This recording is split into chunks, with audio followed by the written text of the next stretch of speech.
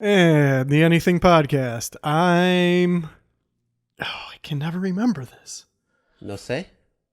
I'm Chris. No. No. Oh, no. Me llamo Chris.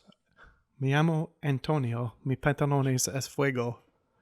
No. Tiene un gato en tus pantalones. ¿Dónde está las chicas de las noches? No comprende. So, the Anything Podcast, until further named, I'm Aaron, and you're Chris. And Me llamo Chris. back Hola, ¿cómo está? from Labor Day. It's the labor podcast. Les dijo Labor. trabajo. Yeah. First of all, I want to say, for anyone listening, you did an excellent job on your whole series of Don't Drink and Drive. It's hashtag always drive sober. Yeah, that's great. But- Hashtag always drive sober. You did a Yes, great thank job. The interviews were great. The production quality is great. And the message is the best thing.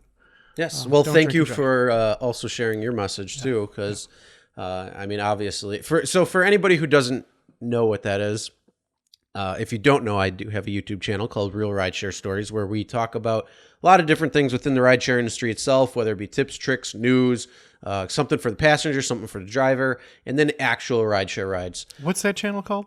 Real Rideshare Stories. Okay. Which we said. But yeah, so this entire week, I did a Always Drive Sober campaign. So I kind of came up with the inception of it about a month or two ago. There's a lot of work that went into it. I was actually kind of surprised. So next year when I redo it again, because I'm going to try to do it every year, so there was a lot of production and thought and things that had to go into it. So it just wrapped up. Tomorrow is actually the live stream that I'm going to be doing, where I'm going to be sharing my story when it comes to drinking and driving and what happened in my family. So that's tomorrow's video, which for anybody listening right now is already been on and played. So you can go check all that out. But yeah, it wrapped up, and the message was that if you even have a drink or two or whatever it might be, that do not go and drive, do not get behind the wheel of a car.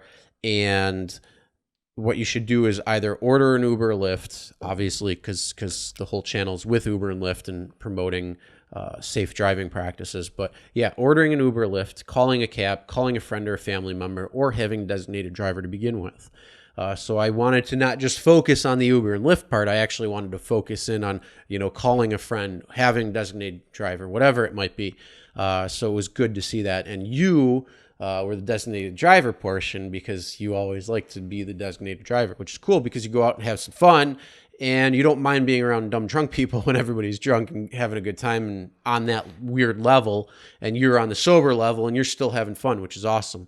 And one of the nice things too is you won't let anybody get behind the wheel, which is fantastic. And that's the same thing like I was when even when I started driving. I'm like to friends that were at 21, because let's be real, when all my friends were actually really responsible before that age, but once 21 hits, it changes a little bit for some people.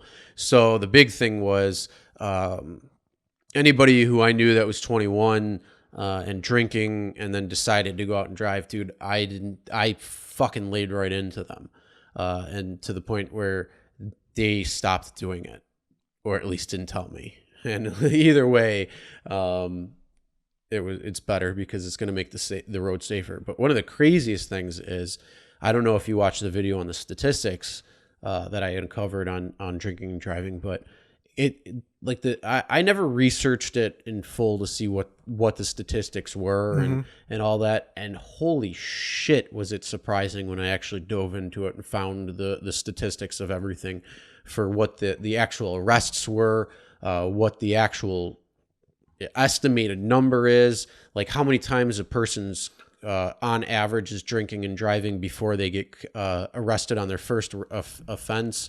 I mean, it's astonishing, the figures. And the craziest thing is, it's 100% avoidable. 100% avoidable. Yep. and could be wiped out like that. Yep. It could be done right now if people decided to be smart and either get a Uber or Lyft, call a cab, call a friend or family, or have a designated driver. Yep. And it's that so simple. easy. It's that so freaking easy. simple. But yes, no, I really do appreciate that you helped out with that, and thank you. And also thank you for the fact that when you do go out on the road, or when you do go out, that you make sure you're the driver instead of somebody else who had a drink, even one drink, versus a few.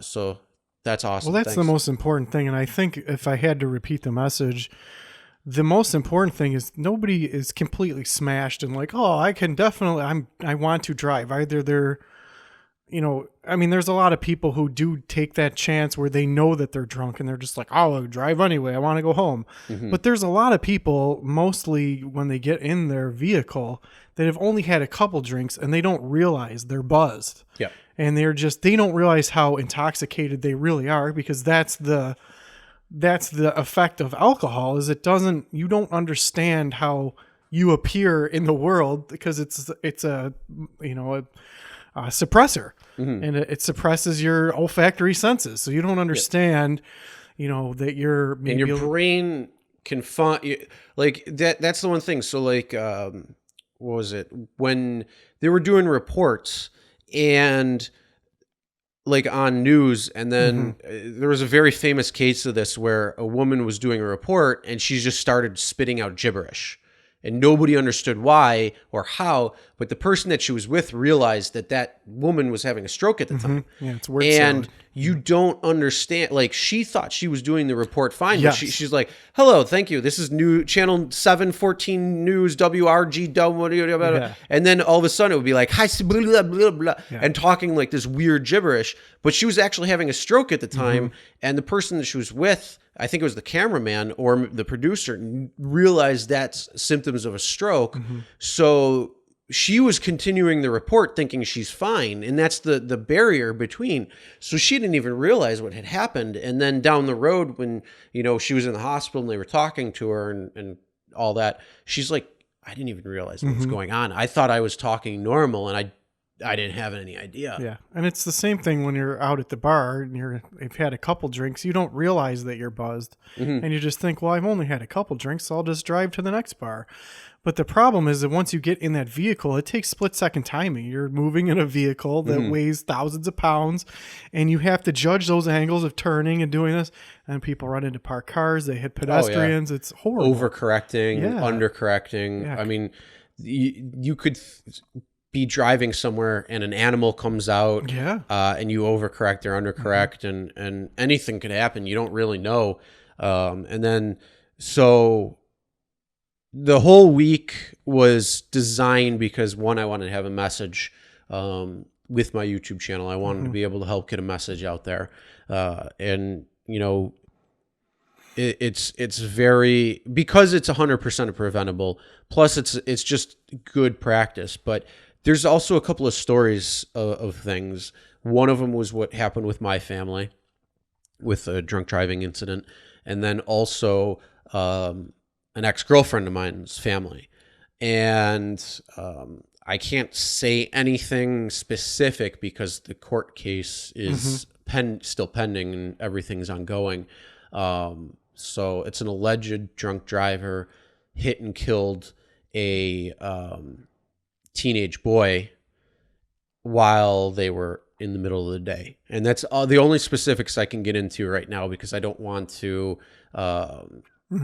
sway anybody in any direction until that court case is set in stone. And because there's been problems on the victim's family's end, where the accused is creating all these problems because they have money and stuff. So I don't want to get too bogged into those details, but that's kind of the whole reason why. And that anniversary is actually coming up.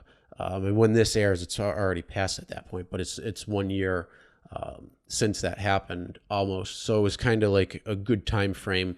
But the whole point was to do things. And this person I think was at, like, I forget what the BAC, but it was like 2 or 3 times. And I guess the people were saying like, do not get in the car. And they're like, I'm okay. And then gets in the car and that tragedy strikes. And now, you messed with a family's life, and knowing that family, even knowing the boy that it happened to, the child, and knowing how that family is, or at least was, and now, talking with my ex at different intervals, seeing what the family is now, it's just, it's truly heartbreaking, because they were like this close-knit family, and now like it's factioned off a little bit because nobody knows what to do. Yep. And I completely understand it, because I've walked in those shoes. I know what it's like. Yep. And it's tough. It's rough. And the whole thing is, it's 100% preventable. So preventable. And people can easily just say, look, you know what? I had a couple drinks. I'm not driving. I'm not getting behind the wheel. The $10, $12 Uber ride or Lyft ride is going to save you at a minimum $10,000 if you get caught. At a minimum. I mean, and that doesn't include the fact that, you could be facing felony charges, which means jail time. Even if you get a misdemeanor charge, that can affect your job. That can affect a lot of things. And you might have a really nice job. You might be, in a school district. You might be a teacher. You might be whatever it might be. And you get this offense, you're looking at getting fired. Because it is a fireable offense to a lot of people, because now it crosses that transition. So it's just, again, you don't know what that could happen. And then worst case, you hit somebody, you harm somebody, and now you face serious jail time. Could you imagine if you kill someone drunk and driving? I remember a while ago, there was a girl who got hit by a drunken driver. She was a skateboarding girl. Was this the one on Transit? And it was the doctor that hit her? That's right. Yeah. So, okay. So, I mean, I remember all the details. We could say her name and everything if you want. But well, yeah. I mean, it's in the news. It's not like, I mean, there's no reason to protect the douchebag's identity. Right now, yeah.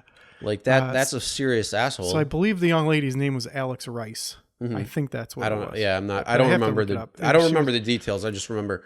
So, she was a teenage girl. She was walking down the street and got hit by a drunken driver. But could you imagine having to live with the fact that you killed someone with your vehicle for the rest of your life? Not only do her parents have to live with this pain and anger of something, and then the person driving, you have to live with that for the rest of your life. Sure. I couldn't imagine. For sure. But the biggest thing is, look at the statistics. On average, a year, it's around 10,000 to 11,000 deaths occur in drinking and driving accidents. So crazy. Every 48, 52 minutes, somebody dies due to a drunk driver.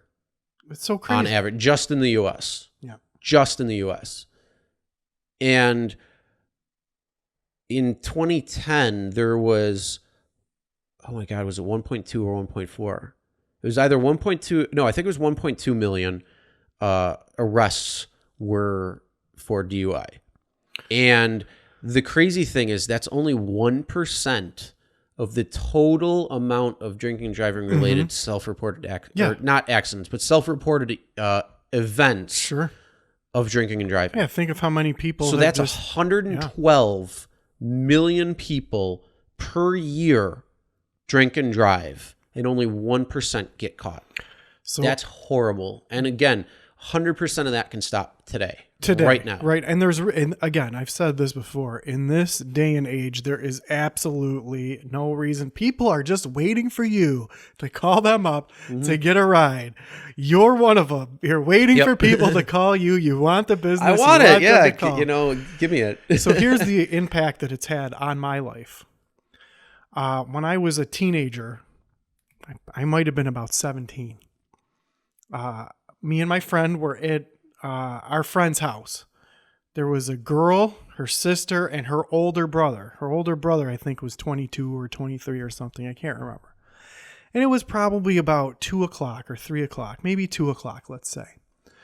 And they said, well, we're leaving because we're going to a party in Lewiston. We got to go. So me and my friend that I was with, we left, and we hung out at that house all the time. Mm-hmm.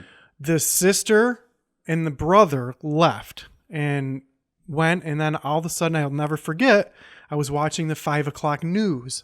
The 5 o'clock news came on and said, horrible accident in Lewiston. Mm-hmm. And, one death. And it turned out that they were going to a party. The brother was driving. He was intoxicated. He crashed the car. I don't know if he hit somebody or what happened. This was over 20 years ago. But the brother and the sister both died, and the other sister is still alive. So now she has to live her whole life. The mom has to live her life with losing a son and a daughter. She lost her brother and her sister.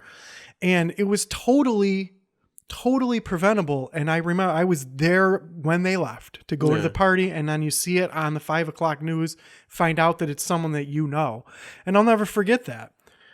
Another thing where there's one out of 3 drivers, or one out of 3 people will get into a drunk and driving accident. It's crazy. Whether you're the drinker and whether you're the person who's drinking and driving, or you're hit by a drunk driver. Well, that's what happened to me. Literally, you have husband, wife, and kid. Mm-hmm. That's 3 people. One of those 3 people are going to be affected by a drunk driver on average. Well, that's why is insane. I saw the damage, and I was coming home when I was about 19. I think I was 18 or 19.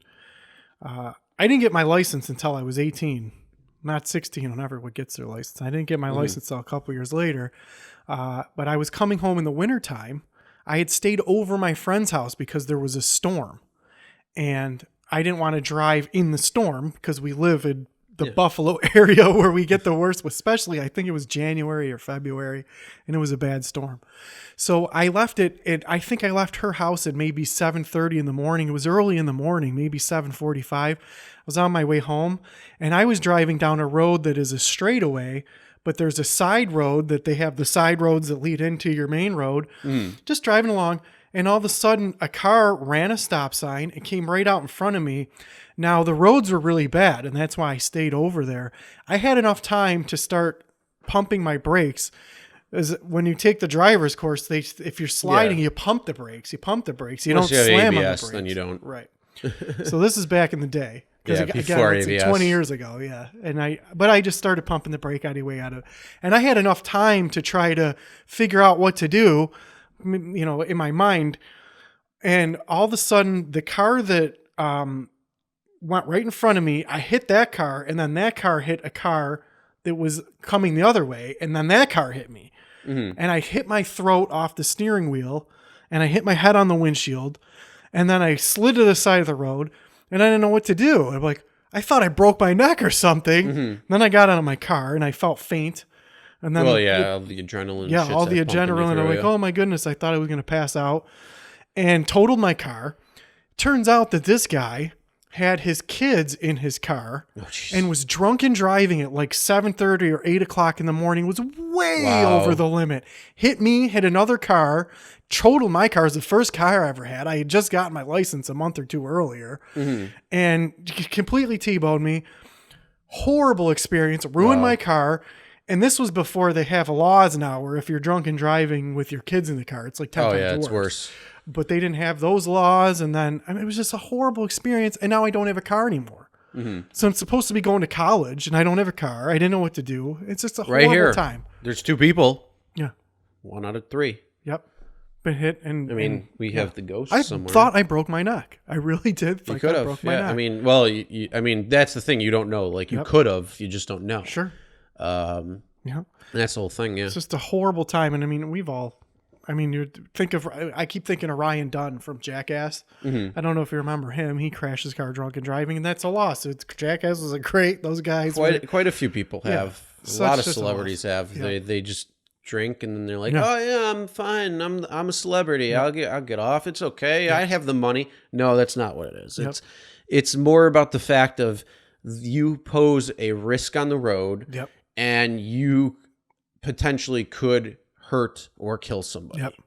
And if you acted smart and just said, I'm not going to drive. Yeah. I'm just going to order a ride. It's so easy. Hail a cab or whatever it is and not worry. So easy. And it's so cheap these days. It's so easy. Right on your phone. Like I said, the $10 Uber Lyft ride to get home. Yeah.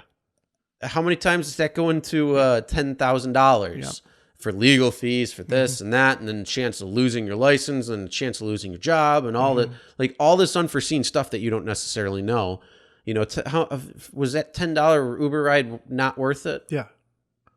But so, it's 1,000 rides and then to and from $10 each. So, let's just say it's you could get 500 rides. That means round trip rides too. That's a lot. I mean, that's a few years worth of riding back and forth to the bar, for sure.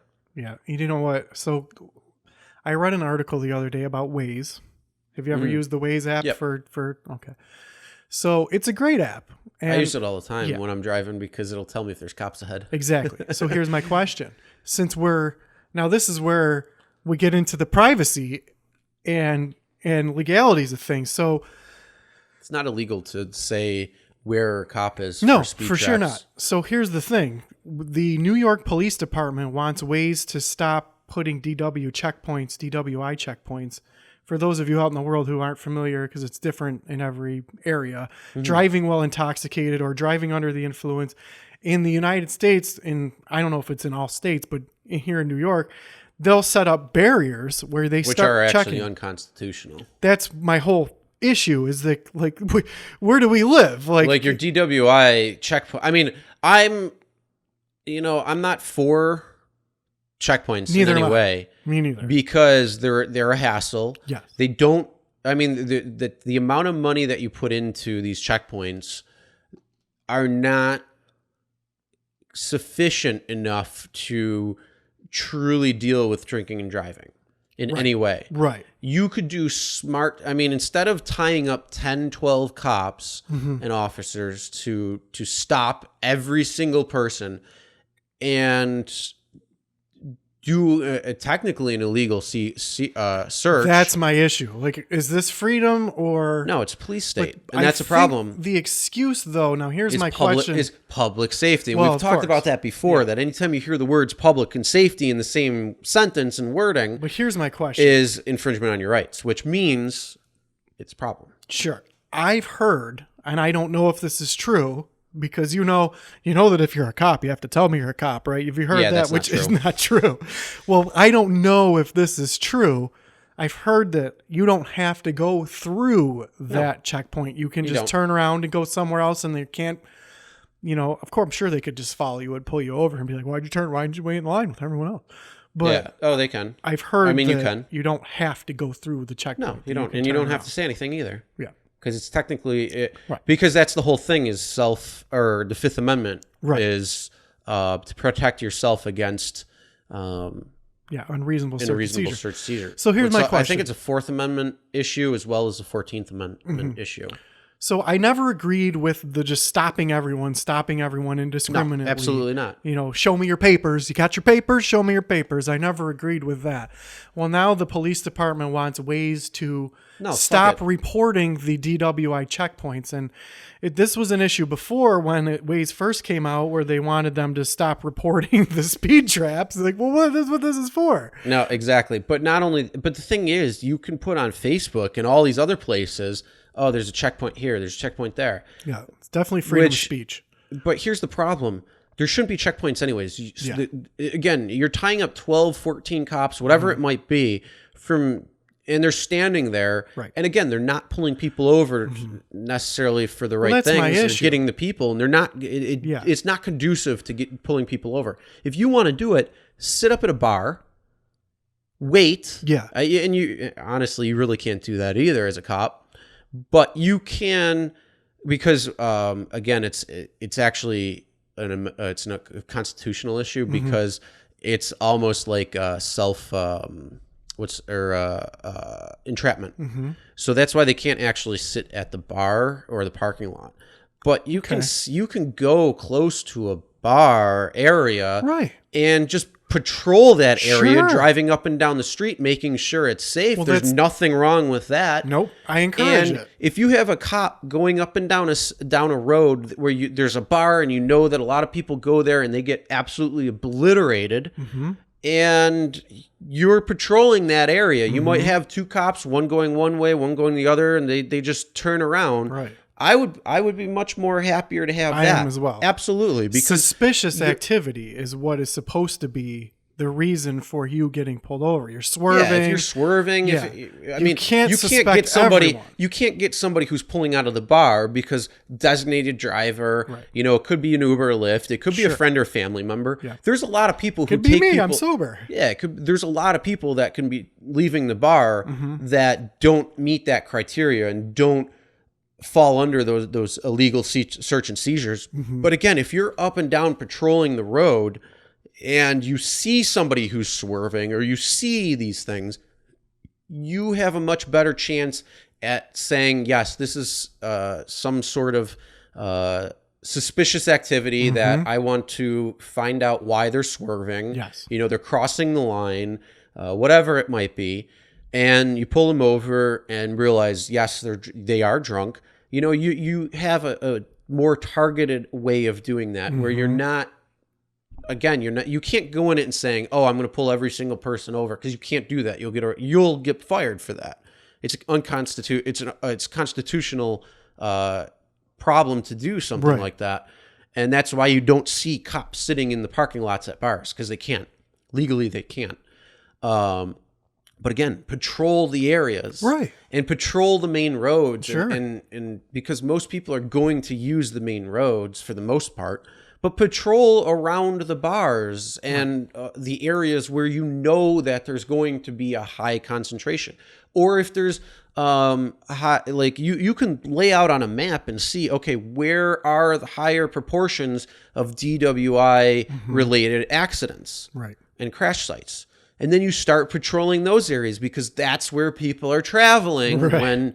and you're being preventative and proactive, but you're not infringing on somebody's rights at that point. Right. So be smart about it. And no, I'm not in favor of checkpoints in any way, shape, or form, because they don't do. I mean, you're only pulling over and arresting 1% of the 112 million people that are doing it on a yearly basis, when in fact that number should be much low. The high end number should be much lower, and the arrest number should be much higher. Right. Well, I'm a firm believer that technology can solve all problems, and it can. And eventually we're going to have self-driving cars where you can get in Self-driving that cars thing are but as wasted as but it'll drive you right home. To a point. But until that happens. But now, what's your thoughts on a breathalyzer in the car? In the car? Yeah, that you have to use a breathalyzer in order to start your car. I know a person who... And I'm not talking about somebody who's been convicted. I'm talking about all cars get it. No, yeah, again, Yeah. why are you suspecting me? I'm sober. Why do I have to... Exactly. I'm a sober person. I don't even drink. So Yeah, and I'm not in favor of that either. Yeah. I'm in favor of, you have like a sex offender and they have to go on a registry list, Right. and they might not be allowed in certain areas or certain spaces. Yeah. And because they've actually been a convicted Sure. offender, they lose certain rights.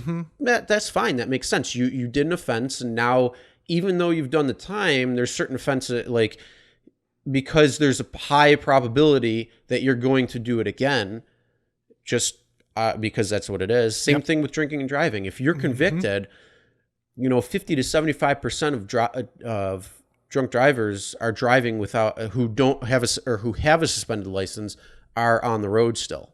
That's a huge number. Yeah. And then not only that, there's chances are that you're going to get a second, third, fourth conviction of drinking and driving, which is absolutely absurd too, because you already at a minimum just lost $10,000 in legal fees and all this crazy shit, and you're still getting behind the wheel and still doing it. So a repeat offender is high probability. So, I completely understand, like, if you want to put breathalyzers in there, But again, they're not 100% effective because you could have somebody else blow into it. Well, that was my question. Does it know that it's you? No, like, do you have to put your retinal scanner in there and give well, that's the whole thing. Like today's day and age, like my iPhone has the facial recognition that I can just look like this and look, it's unlocked. Same thing with, like, I mean, the only thing I could think of is if it has the thing and then it takes a video of you actually recording. Oh, okay. That would be something that I don't know how do. they work. I'm sure there's some. No, I'm saying that's potential security, like for making sure, because, and then maybe that footage gets uploaded right away somewhere and they have to check it. So then like an AI system will check to make sure that they see that the thing's being in the blow. And then, every once in a, or like every interval amount of time, currently they'll like, it'll beep and then it'll like, you have to pull over and, redo it. I was just thinking the movie, The 40-Year-Old Virgin. Mm-hmm. I don't know if you've seen that movie. Yeah. It's a great movie. In that movie, the woman drunk and drives, like she's going into her car. And she's like, here, blowing this. The judge suggested that I get it.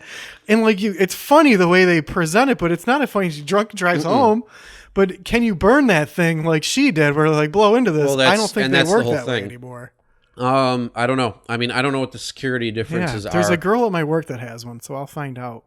Yeah, but I mean, I'm all for people doing that. Sure, but not for everyone. But not for everybody. Why do I have to do it? I'm sober. Yeah, and I mean, the only other thing too is there are people out there that just naturally have a BAC level. Yeah, just naturally. Yeah, and they're not drinking, they're not driving. Or I mean, they're driving, but they're not drinking, and their body just naturally produces a natural BAC level. So it might show like 0.03 or 0.05, but they don't actually have any alcohol in their system. And they might not have drink in a month. That's some gnarly breath. They got to start brushing their teeth. It's a real gnarly breath. It's just their body naturally produces it. Did you read the article about the guy with Brewery Syndrome? No. Apparently it's a rare disease that if you eat bread, your body produces alcohol. Yeah. And you get drunk. He can't eat bread. Well, because he'll drink, he'll get drunk. Well, there's sugar alcohol in bread, and when it breaks down, so Brewery Syndrome. It makes sense. I've heard like things like that before.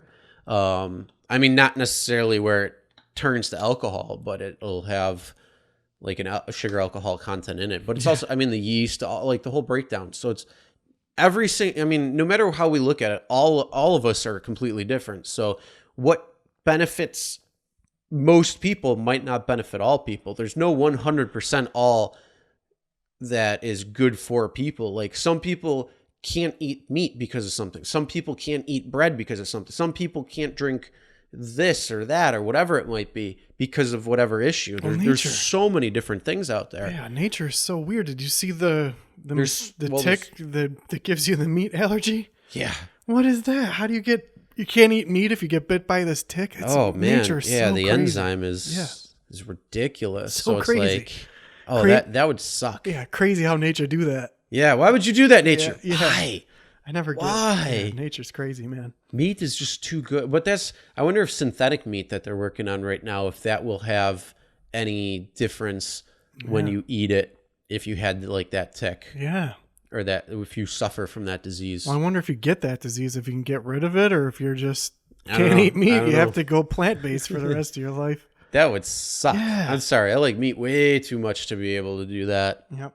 Plus, sometimes you just crave it, especially when you work out. When you're working out and you're doing like pretty good sets and, getting in that weight really good and doing some cardio and shit, you're craving meat because you want that protein. Your body's just like, give me, I need it. It's funny you mention that because I'm dedicated, I'm motivated, and to the cause. Yep, I'm down. To the cause of bettering yourself. Yes. So,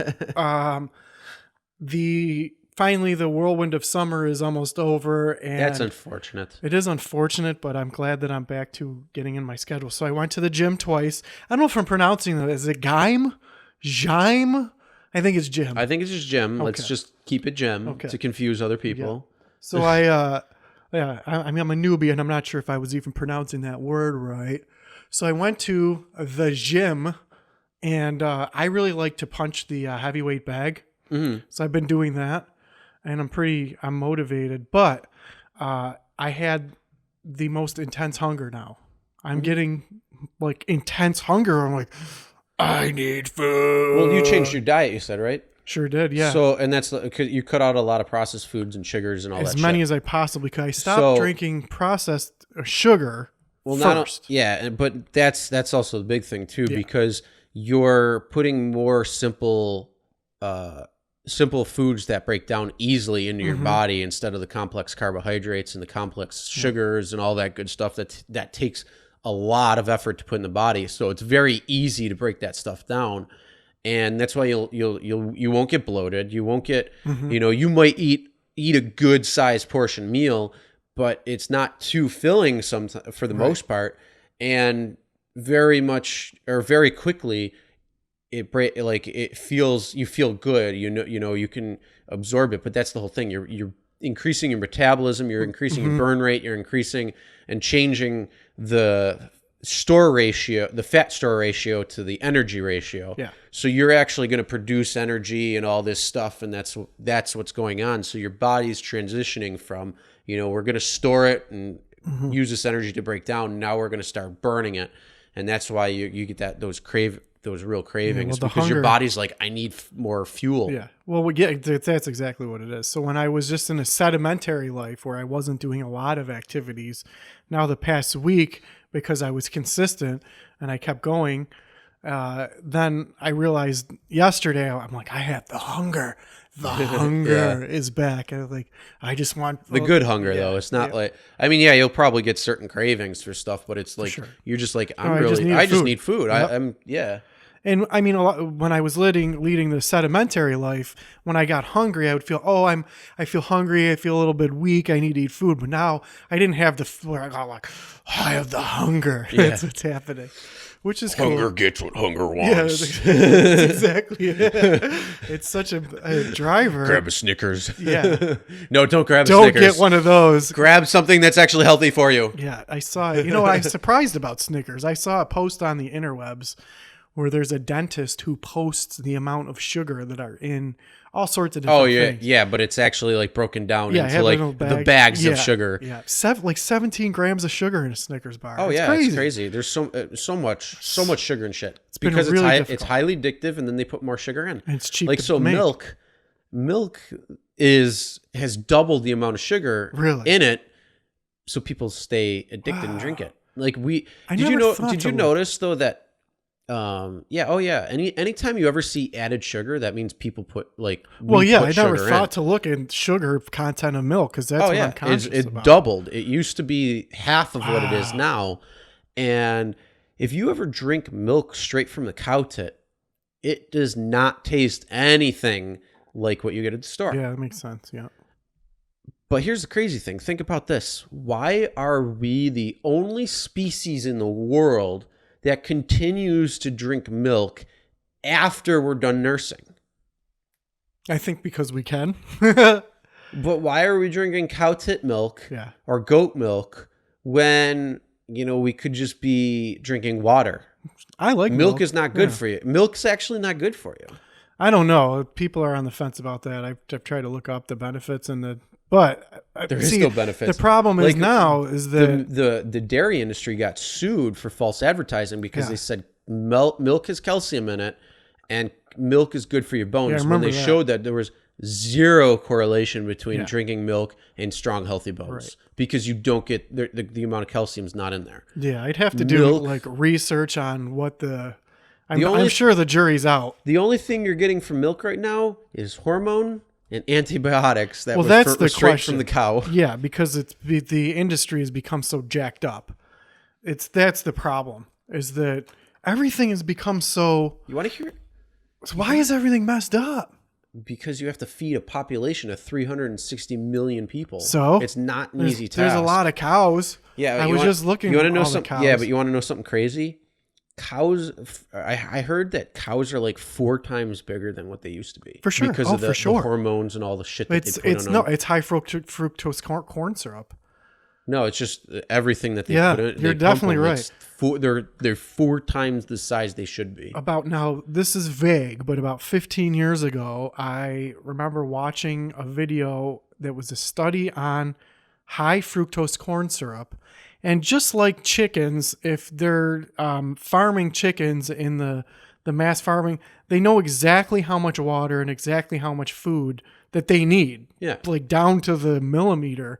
They've got it to a science. Well, it was the same thing with cows, but they were doing these experiments where they figured out the exact amount, how long you could feed a cow high fructose corn syrup before the next day, if you fed it again, it couldn't stand on its own. It was so fat and so heavy that it couldn't stand up on its own. It had a whole bunch of, it was probably going to die. So it was to get to the point where they could get that point where it's that teeter-totter of, for sure, can you stand up versus you're too fat and can't stand for up. like the 43rd day, it could stand up. And then the 44th day, it couldn't stand up anymore. So they had to stop it at that. But they were so big and so fat because of this corn feed. And it's crazy. It's insane.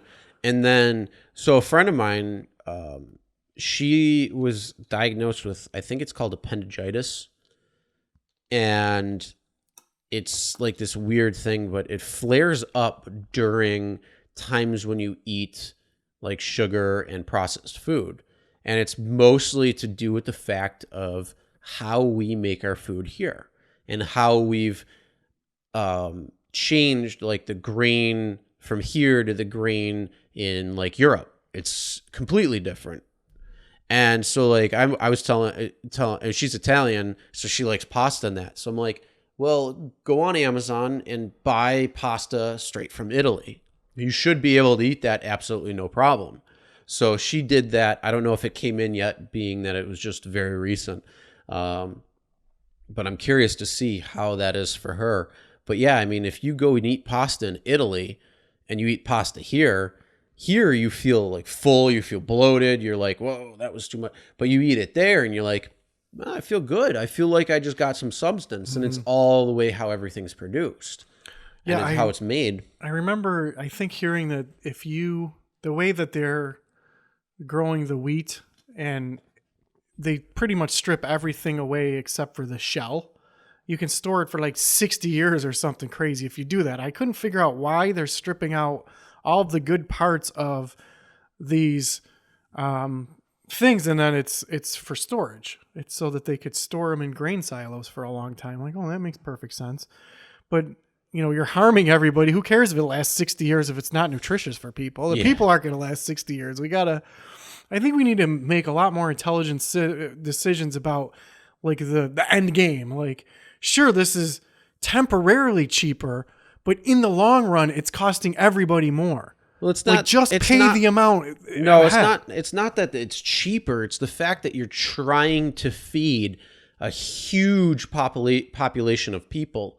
Like, again, you have 360 million people that you're trying to feed for just in the U.S. That's a lot of people. That's a lot of food that you have to grow. That's a lot of plants, a lot of vegetables, a lot of meat, a lot of things that you have to make. Yeah. So it's very easy to make things that fill you up quicker and have high calories. I mean, this is the first time in human history that the poor population is more obese than ever. Yeah. It used to be that the rich were more obese because they could afford more food. They could afford all these things, while the poor couldn't eat. So like if you look at countries in Africa where you have a huge income disparity, they can't eat. They look like skin and bones. Here, you can get a meal. You can get a crappy meal that'll fill you up in more ways than one, and that's making you more obese because of that, just the way the food is. So it comes down to, okay, well, let's put more calories into a smaller amount of food, and you eat more and more, and then you have big portions and stuff too. Like the American diet is probably like the worst diet and goes against our just about our entire biological makeup as a human. So yeah, it's not good. Well, that's what the problem is. Like you can buy, if you're a company that's purchasing, you can buy cheaper meat what do you care? You don't care that the person that's eating that cheap meat is going to get sick, and overall the population is going to get sick and less healthy and less productive. I don't think it has to do with... They don't care. I don't they think care it has about the to, cheap no, meat. they have to, because the FDA regulates. So there are regulations in place that are minimum standards. Yeah. You have to do that. There's no ways around that. It's just the fact that you have to turn and overturn and continue to overturn so much food that an entire population... I mean, there's been no other time in history that you've had to feed going on 8 billion people. Well, there's too many people. Yeah. For sure. And everyone argues with me about having kids. You gotta have kids. You gotta have kids. You have kids.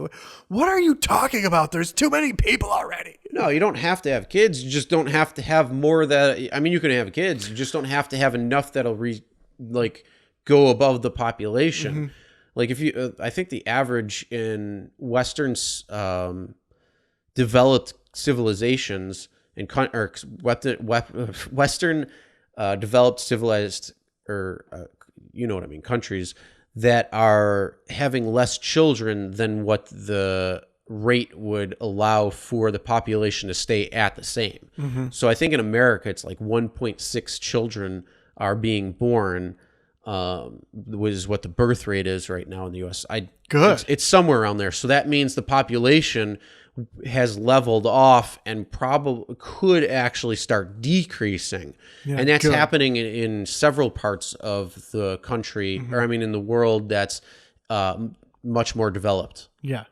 In like U.S., Europe, parts of Europe. Too many people around. Maybe I shouldn't have more people. Maybe I shouldn't produce duplicates of me. Yeah. I mean, China's put in place for they've had it for years where that you could only have 2 children. Yeah. Anything more, you'd have to, nope, sorry. Yeah.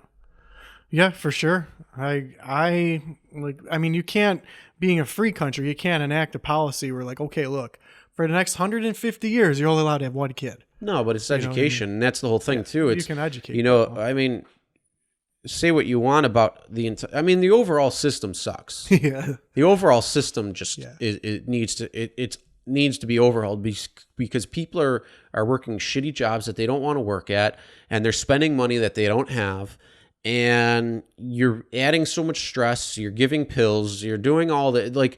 It's just bad overall, all the way around. And then you're having kids, but in the grand scheme of things, because you're working more, because of all this different stuff, because of the costs of things, people are, at least in America, they're waiting longer to have children. I think the average birth rate or age of the parents has gone up now, they're older, and then also the birth rate ratio has dropped. So like I said, I think it's 1.6 now. So that means the population, yes, it could be at its peak point in the U.S. and maybe start actually declining. It's very possible. So, I mean, does nature have a weird way of correcting itself? Maybe. But who's to say that we're going to keep 8 billion people in this world without a catastrophe that might happen that could wipe out a huge population, or a huge percentage of our population, depending on where it is. Maybe there's going to be some super bacteria and super virus that all of a sudden forms or something, and it's going to affect 30% of the population and wipes out 30% of the population. Maybe Thanos comes and wipes out 50% of the population with with a snap of a finger. I mean, there's so many things that could be, but who knows? We don't really know. And did you know that if we snapped out 50% of the population, it would take us back to the 70s? It's not very far. That's not far. I mean, within a generation, the population could potentially be back to where it is now. So yeah, that Thanos's thing wasn't really necessarily correct, but I mean, that obviously being a movie, but still, yeah, the population is exponential, and that's what concerns me is the planet. We have enough resources for everyone right now, and that's what's but we're still stretching it. We're stretching. Yeah, well, we're getting to the precipice. But here's the other thing too. Are we really able to? I mean, we're able to keep people alive, but are we able to really get people to live healthier, because think of it this way, like we're pumping so much into our food. We're pumping so much that's crap that people are forming diseases from that you've never heard of a couple decades ago, like gluten. You never heard of gluten intolerance. And yes, there's probably, it's probably blown out of proportion to a point, but if you're eating food and you're gluten, let's just say gluten sensitive. So that can tie in people who, if they eat bread or they eat wheat or something, and then all of a sudden they feel bloated or they feel gassy or they get stomach aches and they have all these issues, and they avoid it altogether, and then they feel fine. It could be psychosomatic where they think they have it, but it could be actuality just because based on the food that's produced and the way it's produced and all that. But think of like the cancer rates and all of these things that are going up and up and up from what they used to be. Like all the stuff we're doing, we're guinea pigs because we don't really know, but they're answers to questions that right now work. Meaning the question is, how do we feed 360 million Americans? Well, if we do this and this and this and this, we can keep up with the demand. Okay, well, let's do this, this, and this. And, they might not know that these things could cause problems down the road. Like they don't know what the transfer of growth hormone in cows to people will be. They don't know what the effects of how they're changing the wheat to people, what it is today. Like we don't know really what that is until down the road so like cancers and diseases and all this stuff that's popping up and being hugely like shaping things, it brings into question like what do we do? So like to me, I like the minimalist diet. I think, or or you could call it the primitive diet, where it's meat, like game meats, like whatever you can hunt around the area: deer, elk, beef, pig. Like all turkey, like all that's duck, even all those meats that you can eat, and then fruits, berries, vegetables. Things like that. That's what we probably should be eating, but we're stuffing ourselves with sandwiches and chicken sandwiches and Pepsis and Cokes and crap and sugar, and it's so highly addictive. It's like, isn't it more addictive than cocaine? Like, isn't sugar like 8 times as addictive as cocaine or something? Studies show that sugar is affecting the same area of your brain as cocaine. The same receptors, but it's subjective on whether it's addictive or not. I'd have to do more research, but it affects the same area. I don't really know. But, it's some studies have suggested sugar is an additive as cocaine, or as addictive as cocaine. Well, it's affecting the same area in the brain. But my issue was not, when I quit drinking soda, was not the sugar aspect. It's the caffeine, and it's the same thing when people stop drinking coffee. They're used to getting that boost. Caffeine's different, but it's also sugar. Sugar is highly addictive. So even if you cut it out and you stop eating it, all of a sudden you're going to be like, oh shit, I want that. Yeah, for me, I didn't have an issue. What my issue was, just for me personally, was the caffeine, where when I was in school, I didn't drink coffee. I never drank coffee in my life. I was not a coffee drinker. I have had coffee. Back in my day when we were young, we would go out to this restaurant called Denny's because you could go there. And back then there used to be Perkins too. But we would go there after, a night out. And you could sit and drink coffee, and I would have coffee then at nighttime. And back then you could actually smoke in there because you could smoke in a lot of places. And now in New York, you can't smoke in places, but I would have coffee at this restaurant called Denny's, but I was never a coffee drinker per se. I know people who had to have their morning coffee. But when I went back to school, I started drinking the coffee. We have a local chain around here that I would stop at every day. And eventually, yeah, I did get a coffee habit where I'd have to have the coffee just to be able to stay awake at school. But also when you're doing homework all night long and you need that coffee to stay up. So I developed a little bit of a coffee habit.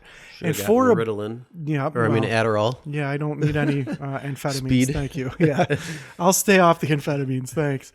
But I was doing the caffeine, and I would have, I'd get all jacked up on the coffee. And once I finished school, there's no need for me to be all jacked up on coffee anymore. And it took about a week for me I did have the cravings for coffee. But during school, I took a nutrition class, which was very helpful. I'm glad that I did take that nutrition class because it made me conscious of the food that I'm eating.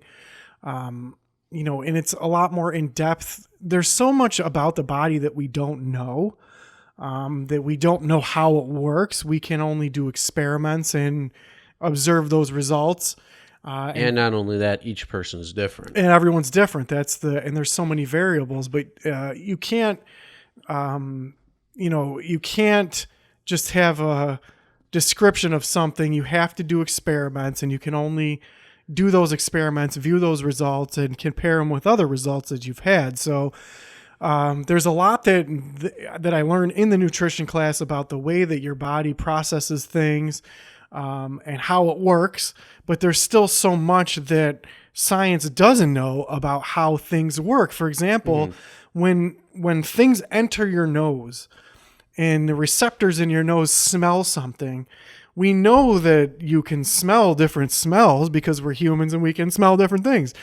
But how does the molecules in your nose work? Like, how does your body know? They know pretty well if they can make chemistry where you can make fake sense. Well, that's the whole just like it. Right. So they find substances that humans, this smells kind of like that, and you can replicate those results, but actually how the senses in your nose, how those receptors are responding through your brain of, yes, this molecule is from this. Well, it's going to be the same thing as taste. Right. So science doesn't know how that reaction is happening. Science doesn't know how aspirin works in your brain or a lot of medicines. We don't know exactly how it works. We just know that it works.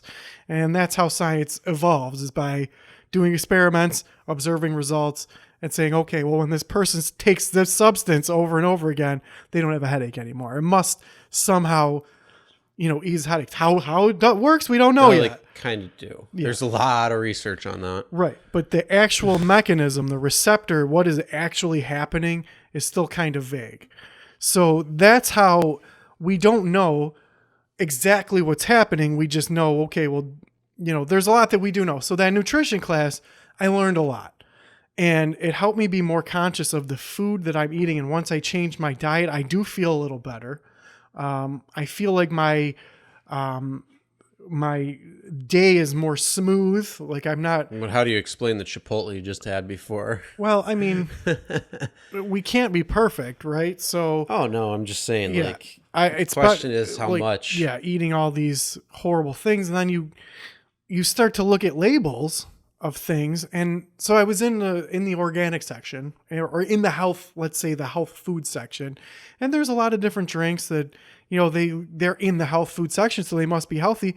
Well, when I look at them, there's added sugar is the problem. Oh yeah, I'm like 17 grams of sugar per this tiny container. It's crazy. Well, that's the whole thing though. If you're getting like fruit juice or anything like that, any juice that's made, whether it's added, if it's added sugars, that means they're putting it in. But even the natural sugar is going to be high because the concentration is going to be more. Right. So you're squeezing out all the sugar, and you're getting just a little bit of juice, and so you need for a orange juice. You're squeezing out what is it, 8 oranges or something for a glass, or maybe even more. I don't even know, 16, something like that for a glass. So you're getting all that sugar from 18 oranges concentrated into. So when people are like, "Oh, I'm doing the fruit juice, like I'm juicing," You're juicing, huh? Yeah. That means you're actually getting a lot of sugar in you, and you just don't realize it because it's high. So like even though you're drinking like just juice or what you think is fruit juice or something, you're still drinking a lot of sugar. It's very hard. Like fruits have a high amount of sugar in them. Right. Like vegetables, on the other hand, have a lower amount of sugar. So if you get like a V8 or vegetable juice or something like that, it's going to have a lot lower sugar, but it's also going to taste a lot crappier because of that sugar thing. That's right. Simple enough. Well, I didn't Drink have a water. problem. Yeah, I didn't have a problem cutting out the sugar and being conscious of eating the sugar. What's difficult is to get away from processed food. So I just pretend that I've been telling people at work, There's a lot of like, hey, sugar do you in want processed food too. Yeah, well, yeah. So you're still getting your sugar intake, and that's the thing. I would, what I'd rather see you do is write down every single thing you put in your mouth, and then see what its content, like nutritional fact content is, and see how much sugar you're truly getting in your diet every day. Right. That's through processed food, through natural food, through whatever it is. You'd probably be astonished at how much you're actually getting compared to what you think you are. For sure. So what is crazy about it is that I didn't have the problem getting off the sugar because I used to drink a lot of soda and just stop drinking soda, and it wasn't difficult. It wasn't like quitting smoking. You're still getting the sugar in a different form. So then you may have limited it, but you're still getting it. Yeah. Then I'm like, okay, well, also, pesticides that are on fruits and vegetables, so I'll switch to organic. And then you can't really, in this day and age, you can't avoid everything. You're going to get hormones in your meat. Who can afford? That's the biggest issue. Who can afford to buy organic grass-fed beef and organic grass-fed chicken? There's places you can go that you can get it that's not relatively inexpensive. You can also do it yourself if you have the ability to. Yeah. So it's not like you can't do it. You could avoid it at all costs if you really do. It's going to take effort. It's going to take time. Yeah. And you're going to probably have to do things that you might not really want to do, which means what are your priorities or whatever it might be. Well, I mean, that's how you get food, but it's really what are your priorities? So you can go to the movies and go out and have fun with your friends, or you can eat properly. Like a lot of people have to make that choice because it's cheaper to just eat the fast food and then go out with your friends if you're on a budget. It's cheaper to get food in the store. It's actually cheaper to eat healthy. It definitely is. And even buy organic food versus going to get fast food. Going to McDonald's and Wendy's and Burger King and all that crap. Way more expensive. It's more expensive over time. Yeah. Absolutely. And even at one time go. So what I've been doing is I've been eating baby spinach and beans for lunch. Like I get a can of beans and some baby spinach, and I'll have some mushrooms and tomatoes and things like that. What kind of protein are you getting during that meal? The beans. I just use a lot of beans. To get any type of protein, it's like that much worth of beans. Probably. You need to eat a shit ton of them. Yeah. So I have that, but that meal, I could probably eat 3 or 4 portions of that for one meal at a fast food place. It's so much cheaper. Mm-hmm. And that's... Oh, absolutely. Yeah. And then, I'm trying to pretend like I live in the 1700s. So you eat things that come off trees or are in the ground. People don't get it. And they're like, here, have this piece of cake at work. I'm like, no, I'm doing a 17. What? Just have the cake though. And they don't even get that they're eating like garbage. Yeah. And that's the thing. And then, if you eat like garbage and your body's running off garbage, you're going to feel like crap. You're not going to feel good. You're going to feel sluggish. You're going to feel slow. You're not going to have the energy. You're going to be tired. You're going to be stressed. You're going to be sick and all this crap. People get so used to that, they don't even know that's how they feel. And then when they stop and then they realize, oh my God, my legs don't hurt. My knees don't hurt. My this doesn't hurt. My ass doesn't hurt. My hemorrhoids went away. That belt's feeling a little looser. Wow, I can actually move. I'm not getting gassed out when I go up the stairs. You feel a whole hell of a lot different when you eat and are healthier. And then you know what? After you extend it for a long amount of time, you're going to if you eat no sugar, no processed food, like you literally cut it all out. Mm-hmm. and you do it for 6 months, a year, let's just say 6 months at a minimum, and you go and eat some, let's say, a slice of pizza or something, you're going to be like, holy fucking shit. It's going to taste so damn sweet to you, or like any food, whatever food it might be, you're going to be like, holy crap, I can taste the sugars. Potato chips, that's what messed me up. So when I was eating real healthy you can eat healthy potato chips. You can actually, if you really want to do it, you can make them. They're really easy. You can all you do is you take potatoes, you slice them up nice and thin, you throw them on a cookie sheet or like a pie sheet in the oven, 350. Sprinkle a little bit of garlic powder or garlic salt or something on it. Oh man, they put some oil down too, some vegetable oil, something good, because otherwise they'll stick to the pan or the aluminum foil. But yeah, you do that. Oh my god, they're so good. So when I was eating healthy it was probably about a month and a half, nothing life changing. But then I had some potato chips, and I could just feel my system slowing down. Like, oh yeah, you can.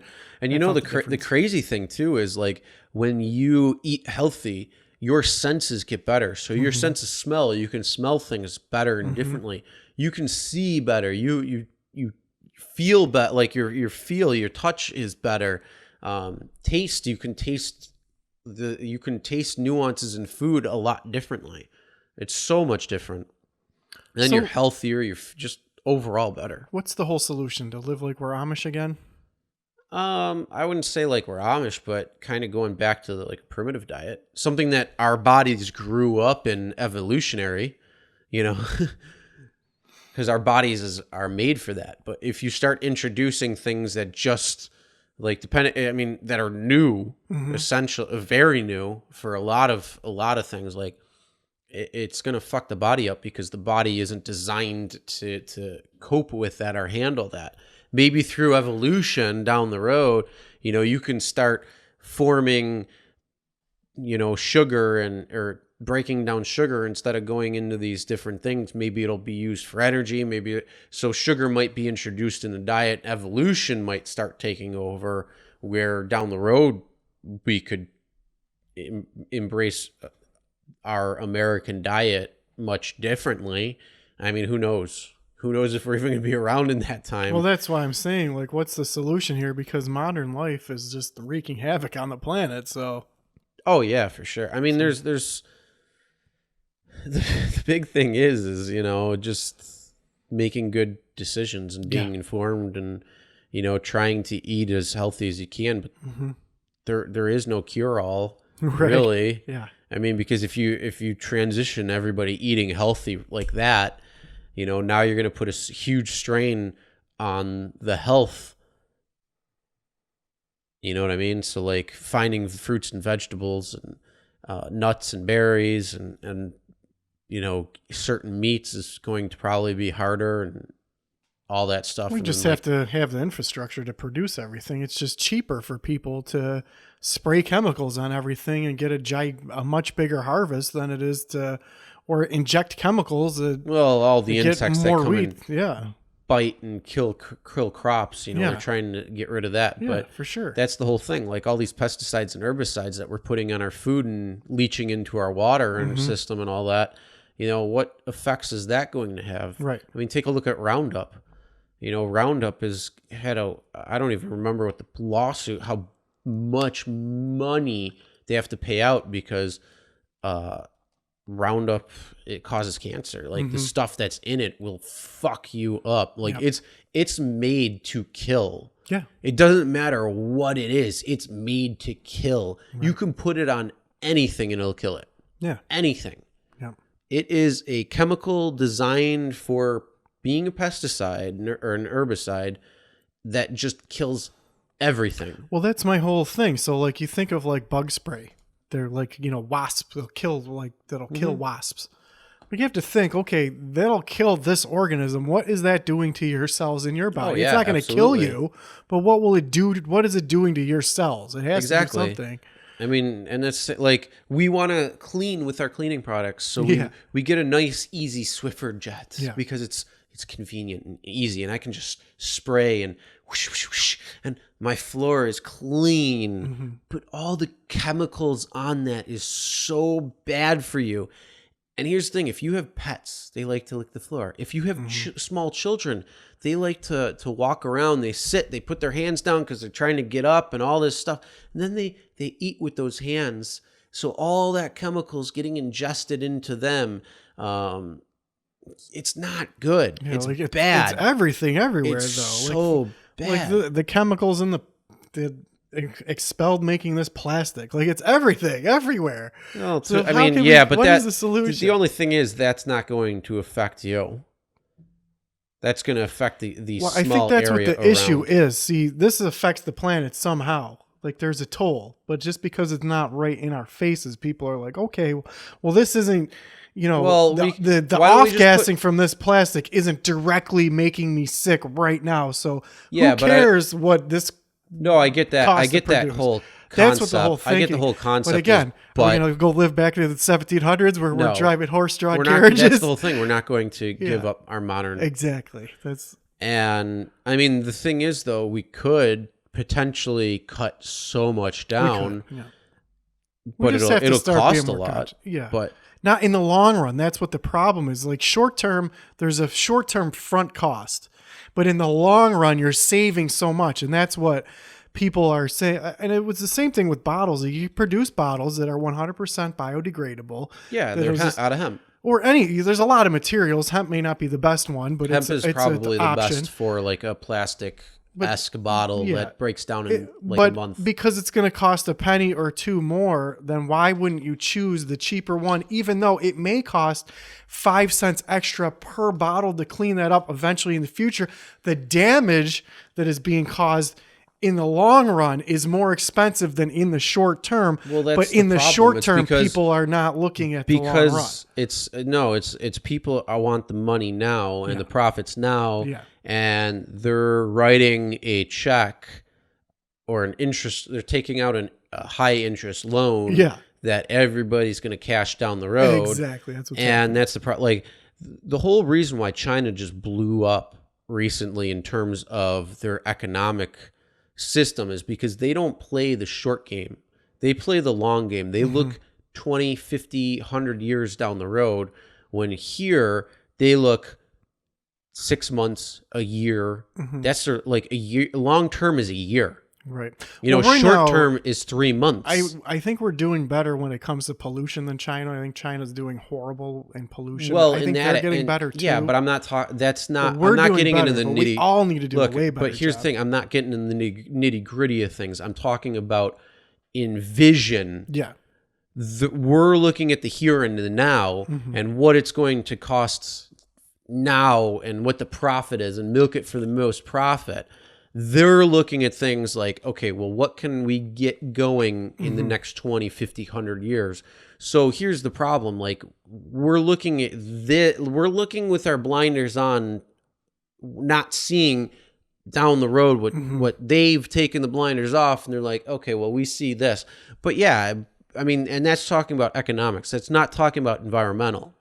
Sure. It's a different topic altogether, but I'm talking about vision. So the whole thing is, we need to look at it and say, is this going to be economically viable? And then is this going to be environmentally viable and friendly? And that's what we need to do, is we need to focus on what we can do to help better the planet in 20, 30, 50, 100 years. So yeah, if there's issues or changes or whatever it might be, we don't do something to fuck it up so bad. It doesn't turn into a Chernobyl or Fukushima or something like that, in terms of, that area is just decimated for 20,000 years or something. And I'm not getting on the topic of nuclear power plant, because that's a whole different thing. I'm just saying we have the ability to fuck things up on a vast global scale very quickly, very sure. easily. So at least we haven't done that where every part of the world is radioactive. Right. Because that's probably like the worst.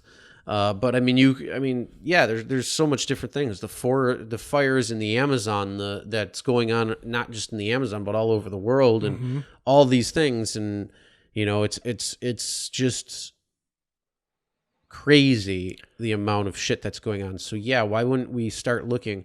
Okay, well we can. I mean, a hemp bottle, yeah. Is it really going to cost more? It might cost more to get the field going in the short term, but that's it. Yeah. Down the road, I mean, yeah, and that's the whole thing. It's like, so why are we looking at the short term for profitability and milking the most? Because it's fundamental for shareholders to have it their best interest. So that's why they have to work. But I want a company that I can invest in for the long term, that I could say 10 years down the road, Hemp Inc., Portuza, I don't know, they're using hemp products and they're making plastic bottles and they're trying to change the world by making hemp bottles that can break down. And then, hey, guess what? That goes back into the soil and that's being reused, and it's all this good stuff, and it's good for the environment, and oh wow, this is going to cost me 20 cents more, whatever, but that's the whole thing. And then the other problem with it is, okay, well let's use a plastic that's biodegradable. Let's use hemp plastic, but we're going to charge people. It might be the same cost to make, but because it's biodegradable, because it's got that special word and that higher perceived value, let's charge, instead of $3.99 for a 35 pack, let's charge $6.99 for that 35 pack. Well, that's where transparency. And that's the problem. That's a huge issue, because you see that all the time. Yeah, there just needs to, I never understood why we live in a society that isn't transparent. Like, it costs this much work, because power to produce. There would be a lot of businesses that would be. People always need things. I just think. That, but I mean, things would just being transparent. Yeah, but it'd be more leveled off. There wouldn't be. Well, let's start right now. First, let's start off with the government. Yeah, they're probably the least transparent out of everything. Let's see what happens behind closed doors. Let's see what happens with our actual tax dollars and where they go, and who's getting paid and all that fun stuff. Because I really am interested to know how, some people, they go in this with zero money or very little money, and then all of a sudden they're multi-millionaires. Yeah, well, that's what's interesting to me, is why is trickery and deceit acceptable? I never understood why it's acceptable and not why it's the acceptable. I'll do you one better. Not why it's acceptable, but why it's the norm. Yeah, and why and then you can say why it's acceptable. Yeah, but yeah, why is it the norm? Sure. Why do we say, oh yeah, this politician said they'll do this for me, and then they don't do it, and you're like, well, that's just typical Washington. Why aren't we holding them to the standards that they say? Put your money where your mouth is. Yeah. Oh, we're going to promise to do this, or we're going to promise to do that. That to me is a verbal contract, meaning if I vote for you and you get in office, your fulfillment is or your promise to fulfill now is the check that you write that I'm cashing in. I heard a great example, the bridge example. So if you're going to build a bridge, you have a whole bunch of people where you get architects and designers and engineers, and they make a schematic, and you have all these schematics, and then it's reviewed and everything is tested for tensile strength and everything, and it's peer reviewed, and everybody, okay, we agree on this bridge. Here's how it's all. We're going to need all these materials. Here's the schematic, and you get all of a building. So I always thought, if you're taking any kind of venture where you're trying to hold some kind of public thing and you're saying something publicly, don't tell me, send me something in the mail that is a schematic where I can look, okay, here's the issue. We have an issue with this problem. Show me how, step by step, where I can look at it and I can review it and say, oh yes, okay, I see your point here and here. It's a schematic. Mm-hmm. And then the other candidate has to do the same thing and send me something in the but, mail. I understand, though, how government works. And Yeah. one person in government really can't do too much. Right. But I what mean, I'm they saying can is, try. in general, like everybody you should have to send me something about Oh, yeah. how you're going to solve this problem. Don't just stand up somewhere and say, oh, I'm going to do this and I promise I'll do that. Okay, that's a great plan. How are you going to do that plan? Show me. Well, I really research. Show me. You I know really what I mean? love how they say, oh, well, if I get in office, we're going to eliminate all student debt. Mm-hmm. How are you going to do that? Where's that money going to come from? Because well, there's different candidates who have different plans, but send it to me. Show then- me where I then can you- look and then do you- research. Hold on. And then you have Andrew Yang coming in and saying, oh, well, we're going to give universal basic income. Well, I hate to break it to you, dude. You will not ever get that passed because you're not the person that can make that change. It's the legislative branch that can only do that. And I would probably think that type of thing would actually need to be an amendment to the Constitution. Right. Well, I thought a lot about this. And again, I'm no rocket economist, but the way my view is that people, what money really is supposed to be is a receipt from you doing labor, like work, some kind of work. Yeah, and then it's also to transfer. Now, our financial system has become so skewed that it's not what it's so for, insane. But in the theory, it took me. You and I are playing a game that you don't even know you're part of. Right, exactly. And you don't even know the rules of the game. Exactly, yeah. It's become so skewed. But and if you understand the game you're playing and understand the rules, you can change and break the rules. Right, you can make the rules. Well, not necessarily. I mean, even if you don't have the ability to make them, you can still, use them in your favor. Right. And that's the whole thing. Nobody, but the average person doesn't have the ability to find those rules out or what's going on and figure it out. Because if everybody knew, nothing would get done. Of course. But so even though our financial system has become extremely skewed and everyone has been, taking advantage of loopholes and finding all the tricks and loopholes, there's a lot. Still, goods and services goods need to be produced, right? Yeah. So someone still has to physically make a lot of that services stuff. do too. Yeah. Like doctor, teacher. Right. This universal income, I agree that it sounds great, but someone still has to produce that stuff. So until we have AI or some kind of robotic, uprising that takes over everything and manual labor no longer exists, that is what the universal basic income is. I get the point of it. Yeah. It makes sense when you're talking, but you're talking hypothetical. Yeah, and someone still needs to produce those things. You're trying to put practicality to a hypothetical situation. Exactly. Yes, over time there's going to be shifts. So that means as one industry dies, another industry or other industries come up from that. Sure. And, the future, truly, we don't know where it's going to go in terms of what new field or what new industry is going to come up. 10 years ago, there was no such thing as Uber and Lyft. Yeah. 10 years ago, there was no such thing as Netflix. Blockbuster held everything. Yeah, everybody's like, who the Blockbuster, fuck is going to stream? Who's going to mail in? Who's going to stream? Nobody. We're going to keep our... And you don't know what these businesses are. Yeah. You just know more than likely it's probably going to be through technology or the technological field. Sure. And so as automation happens more and more, whether it be driving, so taxi cab drivers, truckers, Uber, Lyft drivers, driving in general, as that might fade out, what new things are going to come? Sure. Like Instacart, where people are shopping for you, or DoorDash, people are delivering for you. I mean, there's so many different things. You just don't know what's going to happen.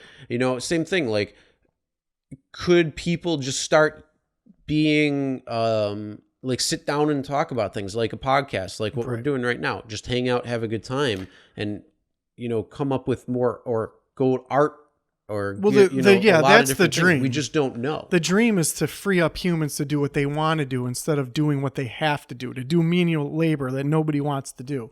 Yeah, but The- we still the goal- and that's the whole thing. We just don't have the technology to be able to So that's what produce the all of this universal stuff basic income is supposed to do, is Yeah. to give No, I people know. the amount to free up everything, but that's not feasible because we don't have the technology. The universal basic income is automation. Universal basic income is not to say, "Oh, here you go, do whatever you want with it." And no, it's designed to soften the theoretical blow that AI and self-driving cars and trucks and ships and planes and everything's going to become automized and AI'd and run by machines, and people are going to be out of the jobs. There's going to be mass layoffs. There's going to be nobody working because the trucking industry is gone. The taxi cab industry is gone.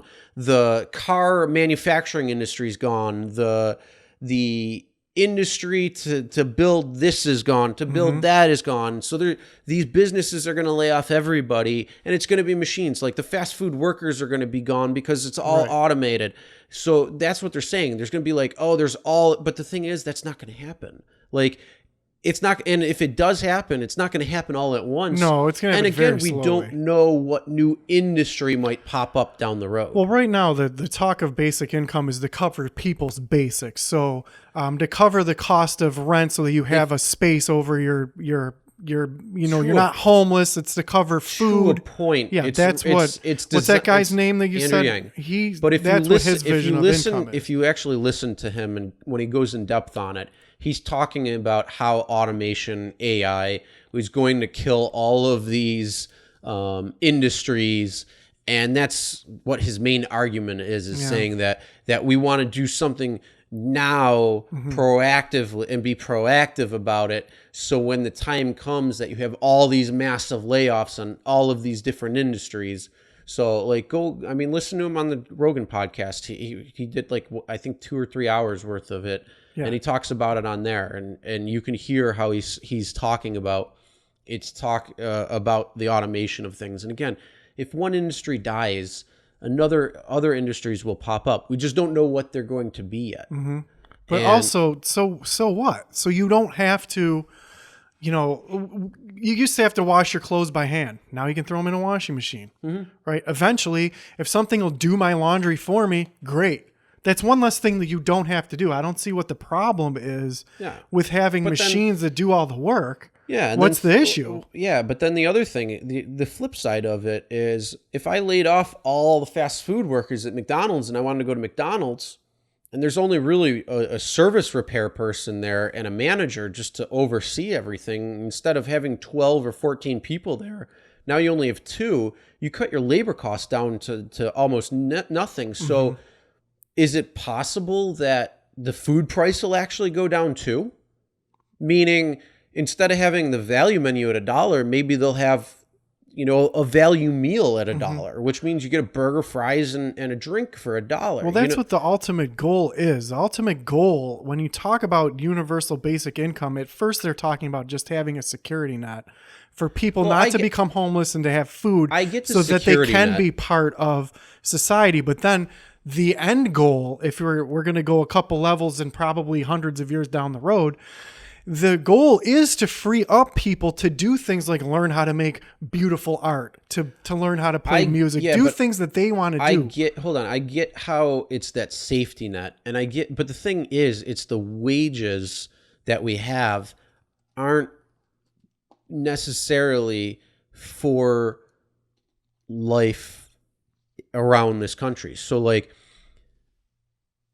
if you get paid, let's say $10.15 an hour, and you have a child and you're trying to put food on the table and you're trying to rent, you can't do that. It's impossible. No, that's right. You're 100% It's so hard to be able to do. So and actually work just the 40 hours. But that's just a an issue full-time of job. Someone taking all of your labor and not paying you for it. That's what that problem is there. That's the issue. Like if you paid appropriate wages for jobs, and people were making the right amount of money Yeah. for the job that they're doing. So let's cut out fast food workers. For $15 an hour. Fuck that. Yeah, it's crazy. The fast food worker's job is supposed to be for children in college or in high school that are just getting jobs or entry level jobs. You're learning the field. So yeah, okay, they don't necessarily need to make that much money. But then you start looking at other jobs. If you go to school, stop fucking giving out liberal arts degrees, because what the fuck are you going to do with liberal art degree? What am I going to do for lesbian dance theory? What am I going to do with, half of the degrees out there that they have? Like, stop giving shit degrees that won't have jobs at the other end of it. That's one of the big things. You talk about, oh, I have a degree in this. Are you using that degree or not? We're talking about two separate issues. So one, we're talking about the amount of profit. The thing is, it's not two separate things. It's a web where they're all intertwined. Well, they're intertwined, but there's two different issues. So we were talking about telling companies, companies don't reap all of these huge, massive profits. Give your employees fair pay. That's one problem. And the other problem is with the schooling system. But companies are never going to say, but what I'm saying, well, you know what? I'm not going to keep all this stuff. I don't need another boat or another house. They all work together. It's all works together, because again, that fast food job is made, again, for entry level. It's made for, that's what it's really designed for. No, we're talking about all companies, though. No, I get that. But I'm saying, so like, I'm not a fast food worker for $15 an hour is a joke. Like, I don't believe that in any way, shape, or form. So that's what I'm saying. But the thing is, you have people who are skilled workers or college degree workers that are working at fast food restaurants because either one, they could be making more money in that field. Like, look at an EMS or EMT. They don't make that much money. They make like $12 an hour. It's disgusting, especially when it costs $1,000 to take that ride to the hospital. Oh, yeah, it's crazy. Yeah. So, I mean, why would the EMT who's trained to save your life get paid less than the fast food worker who's flipping a burger and pouring ketchup and mustard on your burger and takes zero skill to do that versus an EMT who actually has to be fully trained in many different things to keep you alive from the moment they pick you up to the moment they drop you off at the hospital. Sure. That's their entire job, and you have to deal with several different parts of the body and understand those several different parts of the body and what you got to do in order to keep them alive for the doctors to get to that. Yeah, but it's the same problem. Where does that money go? These issues. Yeah. So like the argument is that if you work 40 hours a week, you're getting up and you're going to a place and you work 40 hours a week, you should be able to support yourself, because if you were trying to do it on your own and build your own things and hunt your own food and plant your own plants, if you put in 40, 50, 60 hours a week, you should be able to survive at least. Oh, yeah, right? easily. You shouldn't have to be working 3 jobs. Right. Just to survive. Yeah, just to survive. So I understand the safety net of things, but it's because the system itself is broken. And then you have and then if you want to add in more factors, because again, it's not just this one little aspect of things, it's several aspects around it. So now you have to add in cost of living expenses. You have to factor in inflation. You have to factor in the deflation of the dollar, and you have to factor in all of these different things now, because what it was 10 years ago for a house is vastly different than what it is today. And if you go back, like when my grandfather built his house, I think it was like, I don't know, if I say the number, it probably is going to be wrong. I think it was like $15,000 to build the house, and that could be that could even be wrong. And that was to build a full-size house. I mean, beautiful house. Right. Well, that's what the issue is. And then you look at it today, that same house is $200 and something thousand. That's what the issue is. So this inflationary thing. Right. So like if you and I are out looking at houses and stuff, it's like where like the amount of money that we have to have for the income that we have and the ratios are so much different. Like I've seen, I don't know if you ever saw that picture that it shows like what $20 would get you in groceries in like 1970, and then it showed 1980, like it went through I think four different year frames. So maybe it was 70s, 90s. No, I don't even remember what it was. Maybe it was, I don't remember, but it showed like $20, full cart of food, full, overflowing. Like you could eat, you could fill your shit.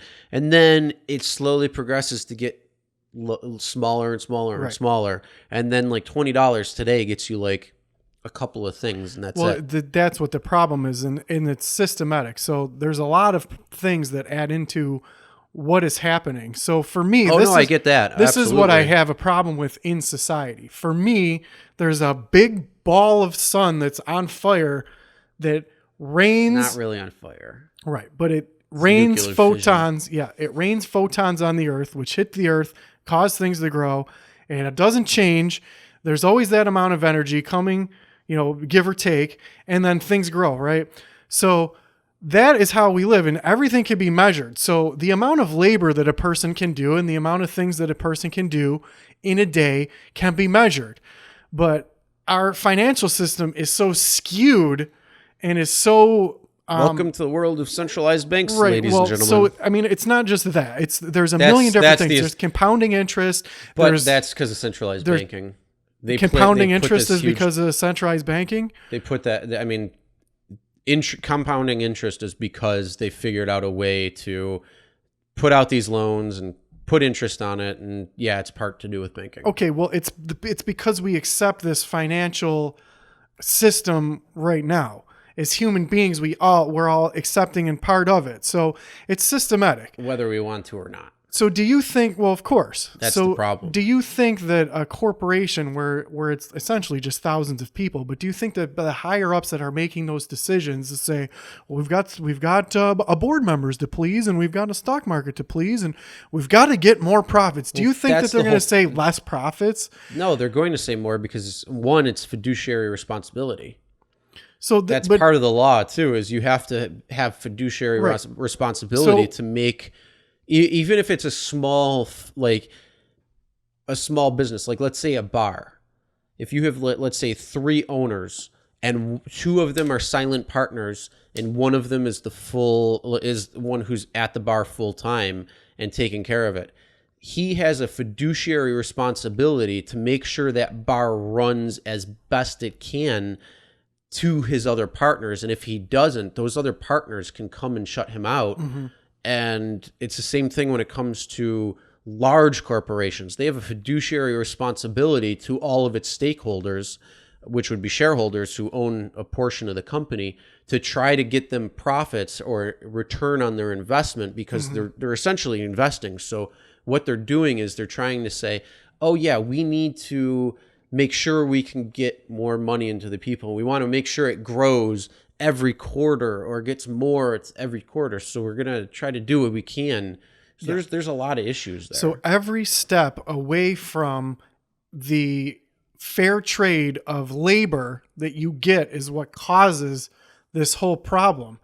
So if you look at all sorts of different angles, if you want to take the housing market, for example, how can you take a house that was built in 1950, someone has lived in it their whole lives and beat the crap out of it and now all of a sudden that house is worth 17 times more than what it was actually built for when it was brand new?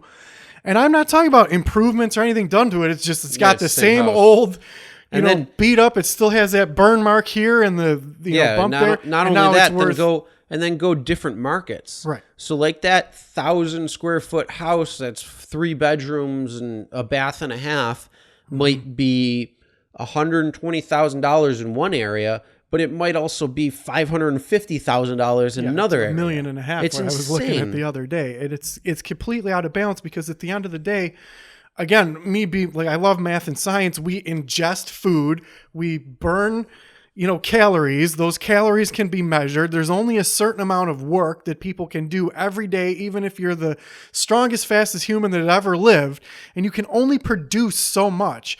And our financial system is not rewarding the people who are producing those goods. They're rewarding everyone else who's finding these weird loopholes and systems to just suck money out of people. Yeah, that's my biggest problem in society. I mean, it's also, though, too, if you don't have... I mean, the companies are publicly owned, which means the public actually can own them.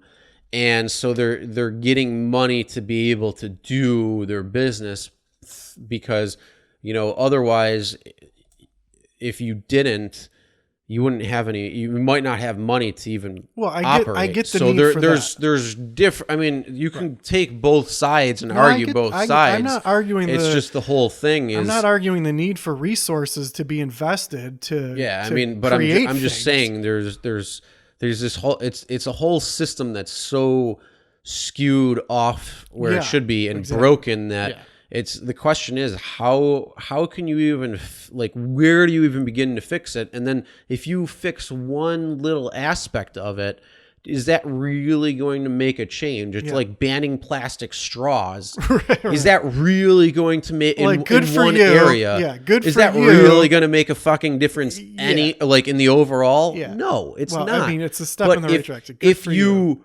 ban them all over, that can be a little bit different. Right. But it's like, oh yeah, we're going to be doing this great. But did you really make a difference? And the answer is no. You don't make a jack shit of difference. Right. And that's my problem with the minimum wage.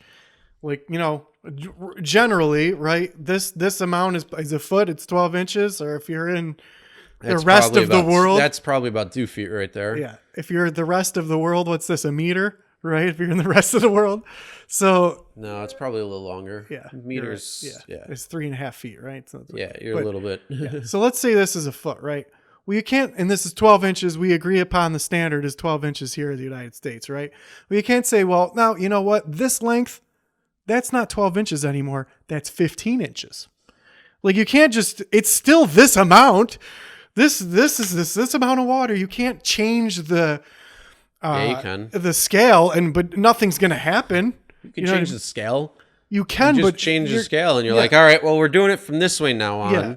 And that, But you can't. That's my problem with minimum wage. Is the unit has to be one. You need to keep it at one. You can't just say, oh, the minimum wage is now 15, because you're still measuring this amount of labor. Mm-hmm. You can say that's 20 gherks or 17 flogs, the only thing is, but it's this amount of labor. It's supposed to keep up with the cost of living increases. I get it. But it doesn't. But those companies are going to be like, you know what? They're never going to stop making less profits so that those people can survive. Mm-hmm. That's the whole problem. So you can't say, oh, we'll give $15 an hour, because they're not saying, hey, companies, you got to pay your people. My favorite thing is the fact of all the companies that go under and they're like, oh, we need a bailout so we can continue operations. But yet your business failed for probably a number of different reasons. One, you're probably fucking up just entirely. You're spending either way too much money that you don't have or whatever it is. But not only that, on top of it, you're probably doing some shady ass shit, or your entire business is just not worth it anymore, and the entire industry is either dying or going down. That's a huge thing. So, what was give me an example. Let me think. The auto industry is one thing, but and you can argue we all need cars, but y'all made the decisions that you made that fucked everything up, and you gave shitty. Our country produced some of the best and most amazing cars for many, many, many, many years, for several decades actually. And then these other companies that were outside the U.S. start coming in, and they stepped up their game. And they made these cars that were good, that they ran better, that they had less problems, that they did different things. So these other these other car manufacturers in the area came up and were better, while the product that these American companies made was putting down and just crappy. So if you look at certain cars from certain eras and you look at them, they looked like jack shit. And that's why people were getting sick of these cars, because they weren't running as well. They looked like crap. And you could get a car that was coming from overseas that looked better, that ran better. So And then these American companies are like, oh, we need a bailout. We can't survive. You need to help us so we can continue to survive. And some of the companies did the bailout, and then they finally decided, oh, well, maybe we should actually make a better product.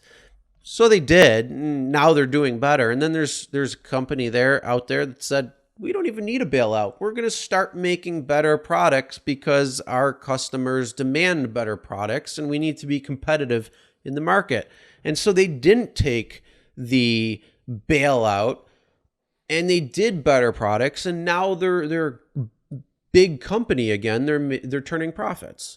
So it comes down to also decisions that will, if you ever looked at the growth curve of a product or a company, you have the emerging, you have the young market, then you have the saturated market, you have a middle-aged market and a dying market, and then you get to this point where you have to figure out something either new, change it, shift it, or whatever it is, so you can continue your growth. So you're not going to die and fall out and be like a Blockbuster, or be like a Woolworth, or be like these companies that just fall out and never rebound. Yeah, that makes perfect sense. And then not only that, you have to move with the times. So like one of the big things too, it's like Kmart, Sears, all these places are closing doors. Modern malls will probably not be the same thing of what we're used to in the near future because of point and click. Point and click has become everything. Amazon is one of the biggest things. Walmart.com is huge. Alibaba, eBay, all these websites where you can buy anything and everything. Point and click. Point and click. Shopping cart, checkout. Hey, guess what? In a couple of days, my shit ships.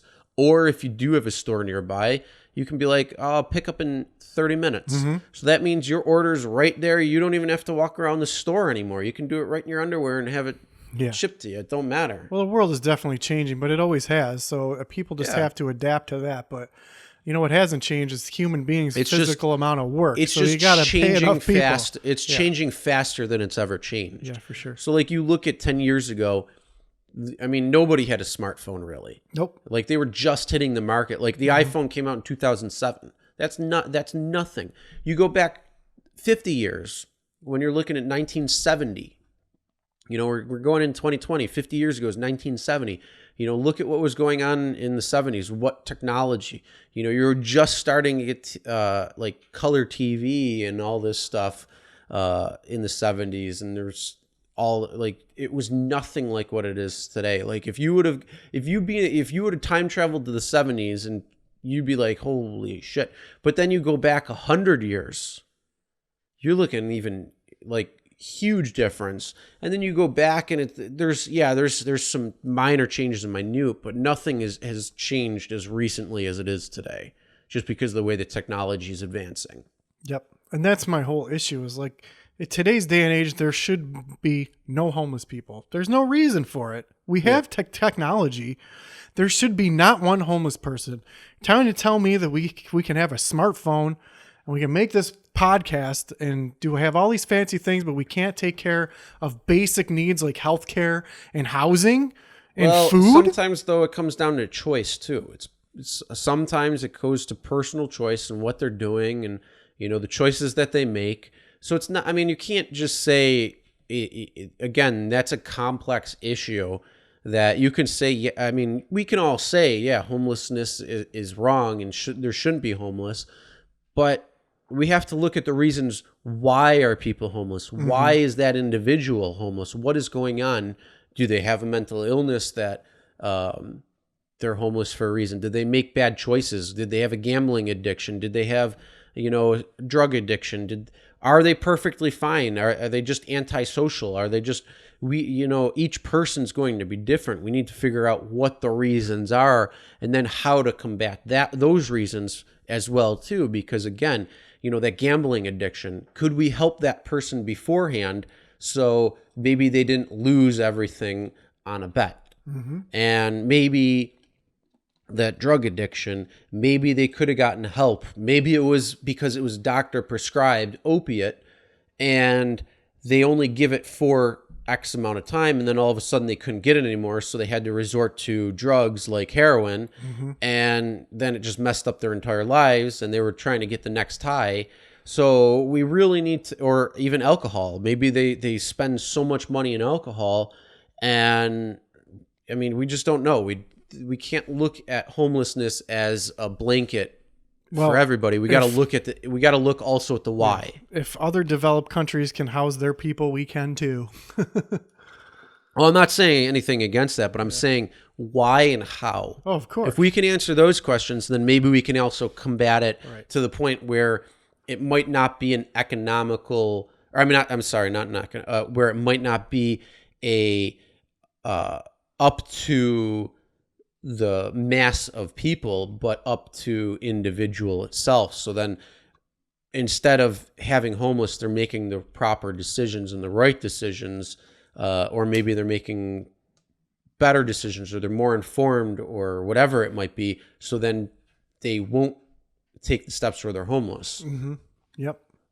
I think in society, you have to protect for the worst case scenario. You can't just reward the people who are making the best decisions in any kind of society. To have a successful society, you've got to take care of the worst. That's what making the hard choices is. That's what being a responsible society is. Yeah, but then also, what is to govern that says you can and can't do that? Like, if it comes to drugs, like, okay, well, if you want to say you can't do that, you realize that people are going to be like, don't tell me what to do. I'm going to do it anyway. And then you're going to have these big problems. And it's like, well, we need to stop with that bullshit and turn into like just a society that can help educate and change. Well, the approach is definitely wrong. Oh, 100%. That we're taking. You know what is interesting? I read an article in Mexico. They've legalized, they've ruled that 2 people in Mexico, just 2, but 2 people can take cocaine on a daily basis. They say it's okay. You can take the cocaine. I don't know the circumstances. I'm sure they're probably like a horribly addicted people, but they're finally sitting down and saying, look, putting people in cages for doing something that people are going to do and are not harming any other people, are only harming themselves. You can argue certain drugs and what they may harm and not harm. What do you mean? Like, you can argue that certain drugs, I mean, take a look at alcohol. Alcohol affects people differently. You can get highly aggressive or you can get highly happy. It just depends on the person or the type of alcohol. That's what's ridiculous about it. So alcohol is completely legal. Oh yeah. Well, for a while it wasn't. Yeah. In my view, one of the most harmful things out there. And I don't know, everything has a negative consequence, for sure. But that's where personal accountability. But here's the question too: is why are people drinking alcohol? What is the reason for it? Are they doing it to escape their problems? Are they doing it to escape their life? Are they doing it to escape the stress? To because they don't have enough money at the end of the month when they have bills that continue that they have to pay? I mean, there's so many. Are they doing it as a social lubricant? Are they doing it for this or that, or are they just trying to get out of a different mindset, or whatever it is? Why are people drinking? And that's, again, you got to answer that. But every single person is going to be different, because all the things that I just said will be the main reason for somebody. If you grow up in a society where you're reinforced to drink that alcohol, where you're watching a sports activity and they keep flashing the advertisements for this sports, you have this drink, and everywhere you go, you're exposed to drinking is not only acceptable, but it's what you do. Then you, of course, are gonna drink, and it's a combination of all things. But why is that perfectly acceptable? It's acceptable to go out and have a bunch of drinks with your friends on Saturday night and have a good time. You can go and buy as much alcohol as you want. There's no ounce limit. Yeah, but you can't. Yeah, exactly. I can go pick up a couple of cases of shit, but I can't. What's interesting is there's a proof limit. That's what's crazy, is there's a proof limit, but there's not. 190 proof, which is 90% alcohol. Yeah, but 95% actually. Yeah, still a limit, but there's a limit in. It's ridiculous, but then you can't take another substance. You can't go in a field and pick a mushroom off cow shit. Don't eat that mushroom. You can't do that. That's illegal. But yet other mushrooms are perfectly Yeah, fine. it doesn't make any sense. Yeah, the approach. So I read an article where, and there are other countries where they've decriminalized a lot of substances. It's not Yeah. legal. They're not producing it. Well, you know what the good news is? Marijuana decriminalization in New York State has just taken effect. So now it's, I think, up to an ounce is a $50 fine. And I think it's from 2 to 3 ounces or something, or 1 to 3 ounces or 1 to 2 ounces or something. It's $100 fine. So that's it. And then they're expunging all criminal record, which is good. All It's a right. Well, step in the right step direction. in the right direction. But again, are we bolstering the black market now? Is that what's happening? Well, essentially, I mean, no, because if you think about it, if you get caught with it, they're getting their revenue through tickets. Well, I don't agree with that either. So I mean, yeah, that's my whole issue is to be honest, okay, so I like weed. I enjoy smoking. I enjoy the edibles. It's fun. It's nice. It's a good relaxation. It's a good high. I can be productive. It just depends on what I'm getting. It depends on what I'm trying to do. But the problem is, I don't want to get it from sources I don't know. Mm-hmm. And especially with what's like, if you're getting it from a cartel, I mean, most it could be coming from a cartel. It's very possible where they're growing it in America in states where it's legal, like California, and then they're shipping it through the country. But they're putting all these pesticides and herbicides and all this crap on it that you don't know how it's going to affect you. For sure. And then there could be ones that has certain drugs laced on it, which, that's the big thing to me is why would you have, like, say, fentanyl laced weed? Yeah. What would be the point of that? Why would you want to kill off your base of customers?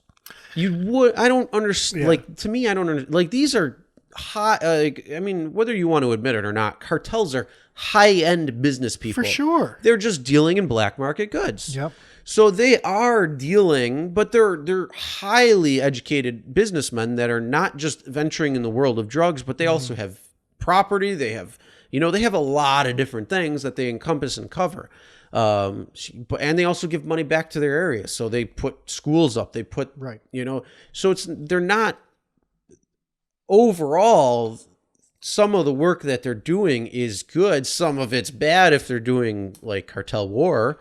But I don't understand why somebody would do fentanyl laced marijuana. I don't either. When that can kill off your population of your customer base. Why would you want to do that instead of keeping them alive, enjoying the product, and coming back for more? Exactly. But the problem is it's the herbicides and the pesticides that that's people what are I'm getting. Would be worried about. And we don't know where it's coming from. When I would be much happier if we had the ability to grow and we had the ability to know where it came from and get it in a legal way and a legal means. Yeah.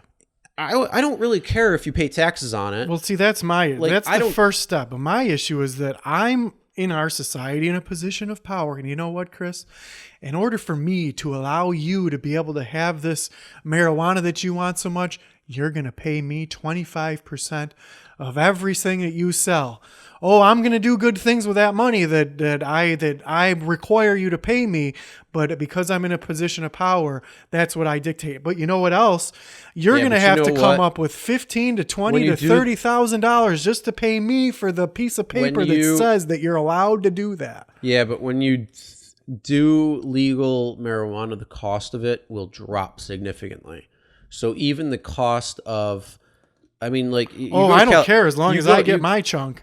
Yeah, I honestly, I don't really care about that shit. What I want to know is where it's coming from, and I don't want to have some dumbass knocking down their door and arresting them because they're horrible too. Dealing a perfectly good plant that has so many benefits for many different aspects. Yeah. Not just smoking and getting high, but like we were talking, plastic hemp bottles, 100% biodegradable within a small amount of time, 100% breakdown.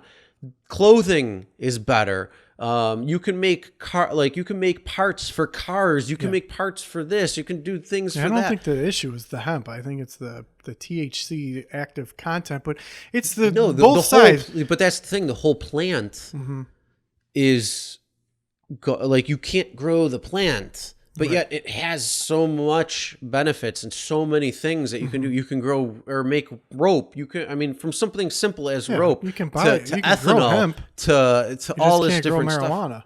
It's the same thing. They're different things. Hemp is different. No, it's not. So the marijuana comes from the hemp plant. Comes from the female female plant, right? But you can grow the male plant all you want. Yeah, but you don't know what the male or female plant's going to be until it starts budding. Oh, okay. That makes sense. Well, I mean, you could probably, but and the thing is, though, you need both plants in order to. I have no experience in this arena, so I just thought the hemp was different, but no, it's the lesser of two evils. So you shouldn't be breaking down people's doors and arresting them for growing the plant, and you shouldn't be extorting them money either to allow them to be able to do this sort of thing. It's got to be a level. But the thing is, government has their hand in every single thing. You have to pay a sales tax on everything. Yeah, how much is sales tax on milk? I couldn't tell. Well, not everything, but you still have to pay taxes. That's actually a very good point. Things. Yeah, some things are tax free. Like tea, loose leaf tea is tax free. Right. Coffee's tax free. Certain things are tax free. So goods that you need for normal course of life are non-taxable, and then other things are taxable. But what are the taxes on that? Then what is the tax on the legalization of marijuana? It's completely askew. It's so and different. That's where I have the issue. Is like, these people are so desperate that you're extorting them because they're desperate. But I mean, I'm all for taxes but the only difference is, if don't you have extort them. If you have the ability to grow, like several states, you have the ability to grow your own plants now. So you're growing your own, and you're not paying taxes on smoking whatever you're smoking. Right. So, there's different things that you can do. It's just, do you have the want or the ability or the time to be able to do that? Which, it's a step in the right direction. Yeah, for sure. And I mean, but again, to me, it comes down to not worrying about where it's coming from, or if it has the pesticides and herbicides in it. Yeah. Like, I don't want to have to worry about that. I want to make sure that when I get my green, that it's only the green. Yeah. And that's it. Yep. And it's got some good crystals. It's got some good hairs. It's got some good shit. Yeah. And you just feel good, and you're like, and you're okay. And like, you don't have, like, you're not hyper aware. Yeah. Like, that's the other thing too. Like, right now, like, if you take like something, it makes you hyper aware of things. So if you're focused on, this could be like actually have pesticides on it, and then you're thinking about it, and then like, you smoke and you become hyper aware, and you're like, oh shit, is that completely clean? And then you start thinking, and you start getting paranoid that way because you're hyper aware. And it's like, well, if I just smoke it, I just want to like relax and not fucking worry about it, not care.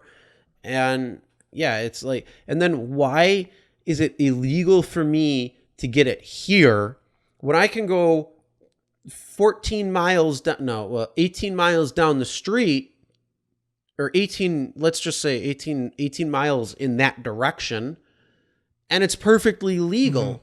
Or I can go to that state over there that borders this state and get it perfectly legal. Or I can fly across the country and go get it, and it's perfectly legal. But it's illegal because we're here. Like, that doesn't even make sense. Like, it seriously, doesn't make any sense.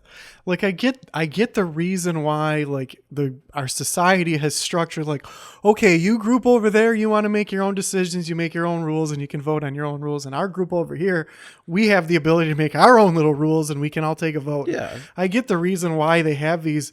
But some things should just be universal. Like, like fucking weed. Seriously, come on, pull your heads out of your asses. Yeah, and then they had this huge problem with like the banking, and like they couldn't take credit cards, and they had to have all this cash on hand, and they had to robbed. Then they had to launder it, and robs, and like, oh my god, it's insane. It's like, can you just please, like Donald Trump, just change the fucking law, take executive action, and sign it that says marijuana is no longer Schedule 1 drug. Yeah. No reason for it. Take it off the fucking list. Yeah. Like, what the fuck? Yep. It's that. See, if I was running for president, that's what I would say. I would say my platform, or my entire platform, would not be that. But my thing would be like, I will take my first day. I will take Schedule 1 marijuana off the charts. It will no longer be a Schedule 1 drug. Yeah. Period. Cocaine, I'd probably take off too, because that's also a plant. It's a cocoa plant, or so like.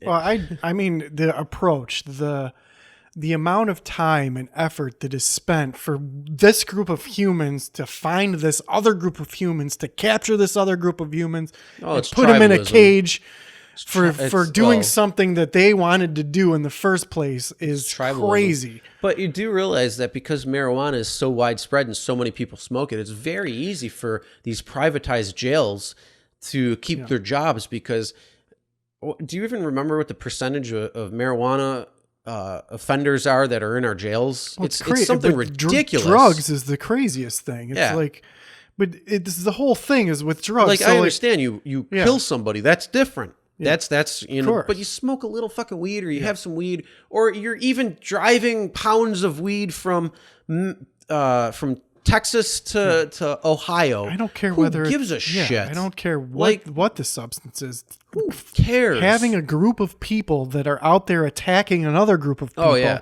dragging them and then putting them in a cage is the craziest thing. And it's all based on freaking fictitious lies. Yeah. And it's meanwhile, all based on bullshit. Meanwhile, while all of these campaign. agencies are busy trying to find these people, and oh my goodness, they're completely oblivious to all these other problems that are going on. Like, worry about all this other stuff. Like, fix the banking system, fix the healthcare system, fix our infrastructure.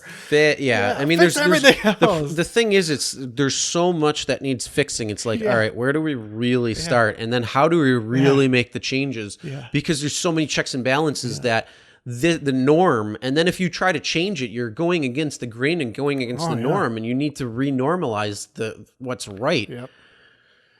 All right. Well, I got to go to the bathroom. I will be right back. So you can talk about whatever you need to for the next minute or so. Well, I am of the view that every human being should be able to do whatever they want as long as they're not hurting someone else. That's the line. I can pierce my ear. That's perfectly okay. I can get a needle and put ink in it and give myself a tattoo and hurt myself. I can hang myself from meat hooks if I want to. That's perfectly all right. But if I take this substance that might alter my consciousness, that's not okay. And I could be captured and put into a cage. It's ridiculous. It doesn't make any sense. But also the effort that those people who are out there trying to capture these people and put them in a cage, which is essentially the human equivalent of a dog catcher, they put so much time and effort into doing that time and effort that's spent could be spent in so many better ways.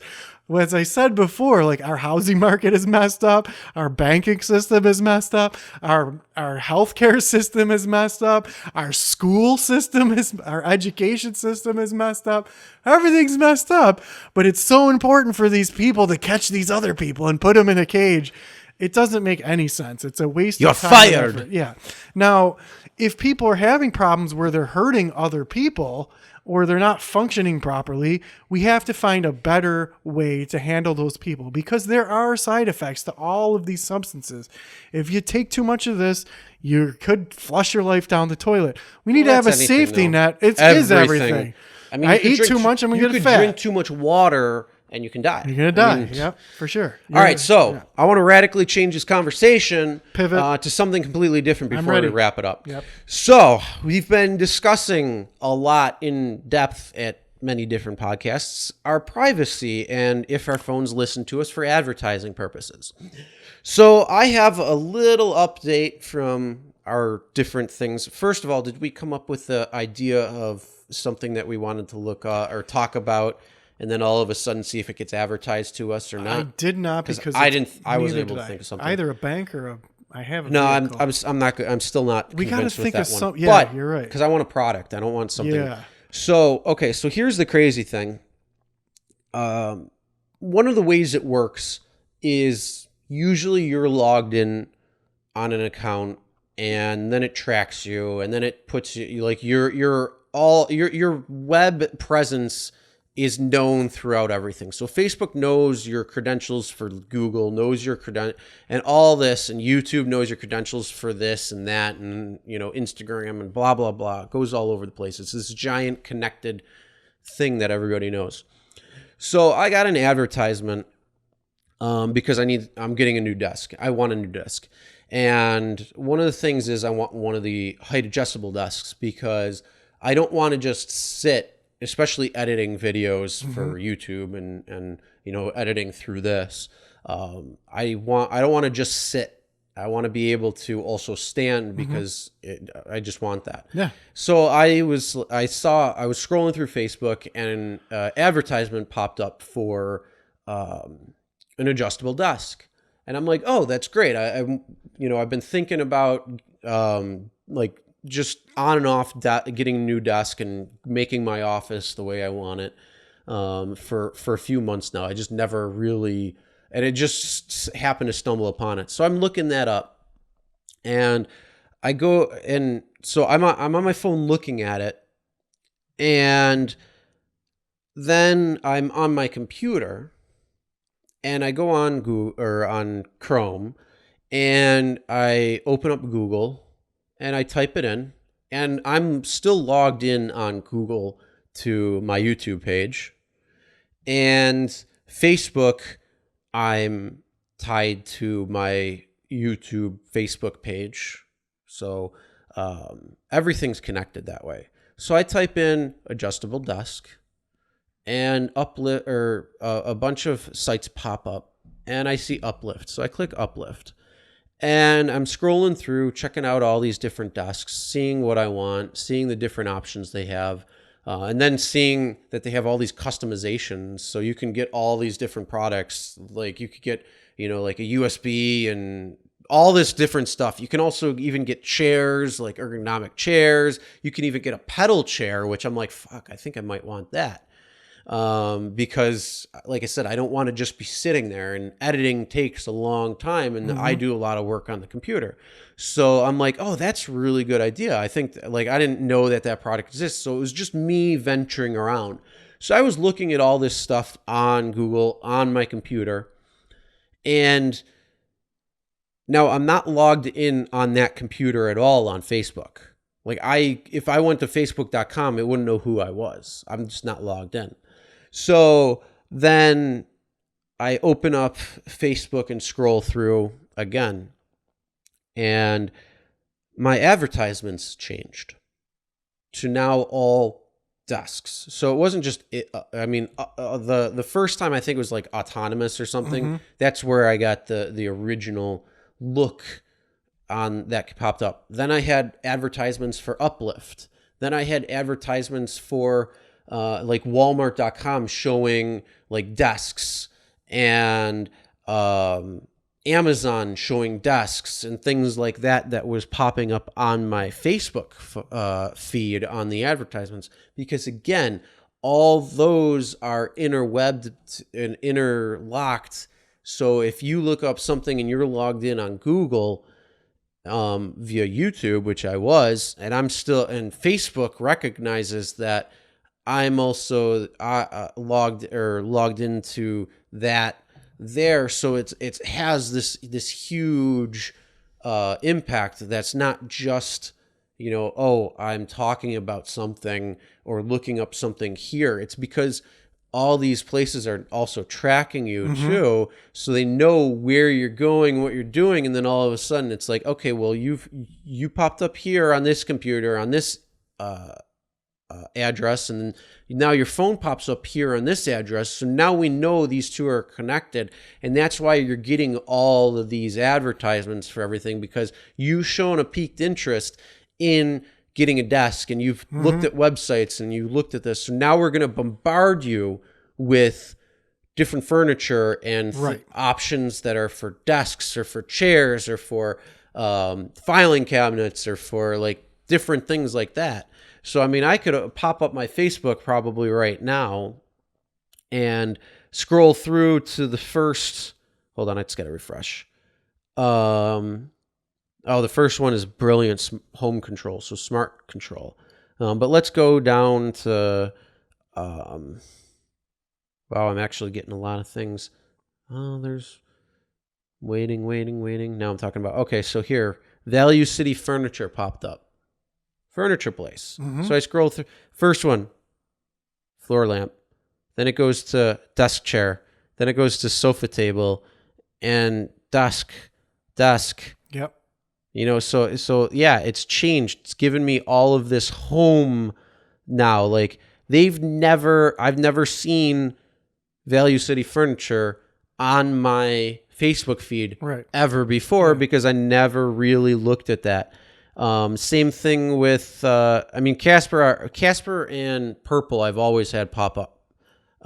So that's not different, but you could probably say maybe they're getting into it, but, scrolling through it, you're getting all the advertisements have changed. Look, here's Walmart. Before, Walmart would give me microphones or XLR cables or stuff because that's what I was searching. Now, look, L-shaped desk. Desk for you. Desk wall lamp, heavy duty, whatever that is. Another desk. I don't know what the fuck that thing is. That's what my whole issue is. You know, I haven't more even desk, bigger more issue. desk. Yeah. Chair, desk. Yeah. So, I mean, that's one of the things, and I don't know if people realize how connected everything is and how web-based it is. Because, like, if you log in on your Facebook, it's got your IP address. And if you log in somewhere else, it got your other IP address. And then, you know, if you log in with Google or Walmart or this or that, and those have your IP address. So they know everything. Like they that's how they make their connection of you. Right. So now you start seeing, even though you might not have looked up something, but that's how, like, if you know, you go to a store like to Target and you buy a shirt and then you see that shirt pop up on your feed, because first of all, Target knows who you are because they have your credit card information. So even though they have your credit card, or even though you might not be like a member of their website or something, you might have their app on the phone, which might be running in the background or might not, just depending on if you have it or not. But every time you swipe your card, it knows the purchase. It knows who you are. Like, it can still store that data and know who you are and pull up all your purchases for God knows how long. Well, that's my whole problem. And then when Target decides to go to Facebook and advertise on Facebook, that shirt that you just bought now will be on Facebook. Yeah. It's like, whoa, how did that do that? But that's because it's so interconnected, and nobody really understands the vast amount of data that they truly collect on you. And you think, oh, my phone's listening to me. Well, yeah, it probably is in certain aspects. Yeah. But also, people don't understand that it's tracking you across a million different platforms and devices. And then here's the other thing. It might not be your phone that's really listening to you. Now, Apple prides itself on the fact that it puts in security, or it takes security and privacy very seriously. In fact, it does so much that it's changing the way websites show information with cookies. Like, you might get something that pops up that says, this website uses cookies. It's going to track everything. So if you click agree or not, it's use it, whatever it is. And so those cookies can track you from site to site to site and continue to track you and do all this movement and get more habits that they can in turn sell that information off. So Apple is now saying on Safari's browser, if you do this, we will block your website.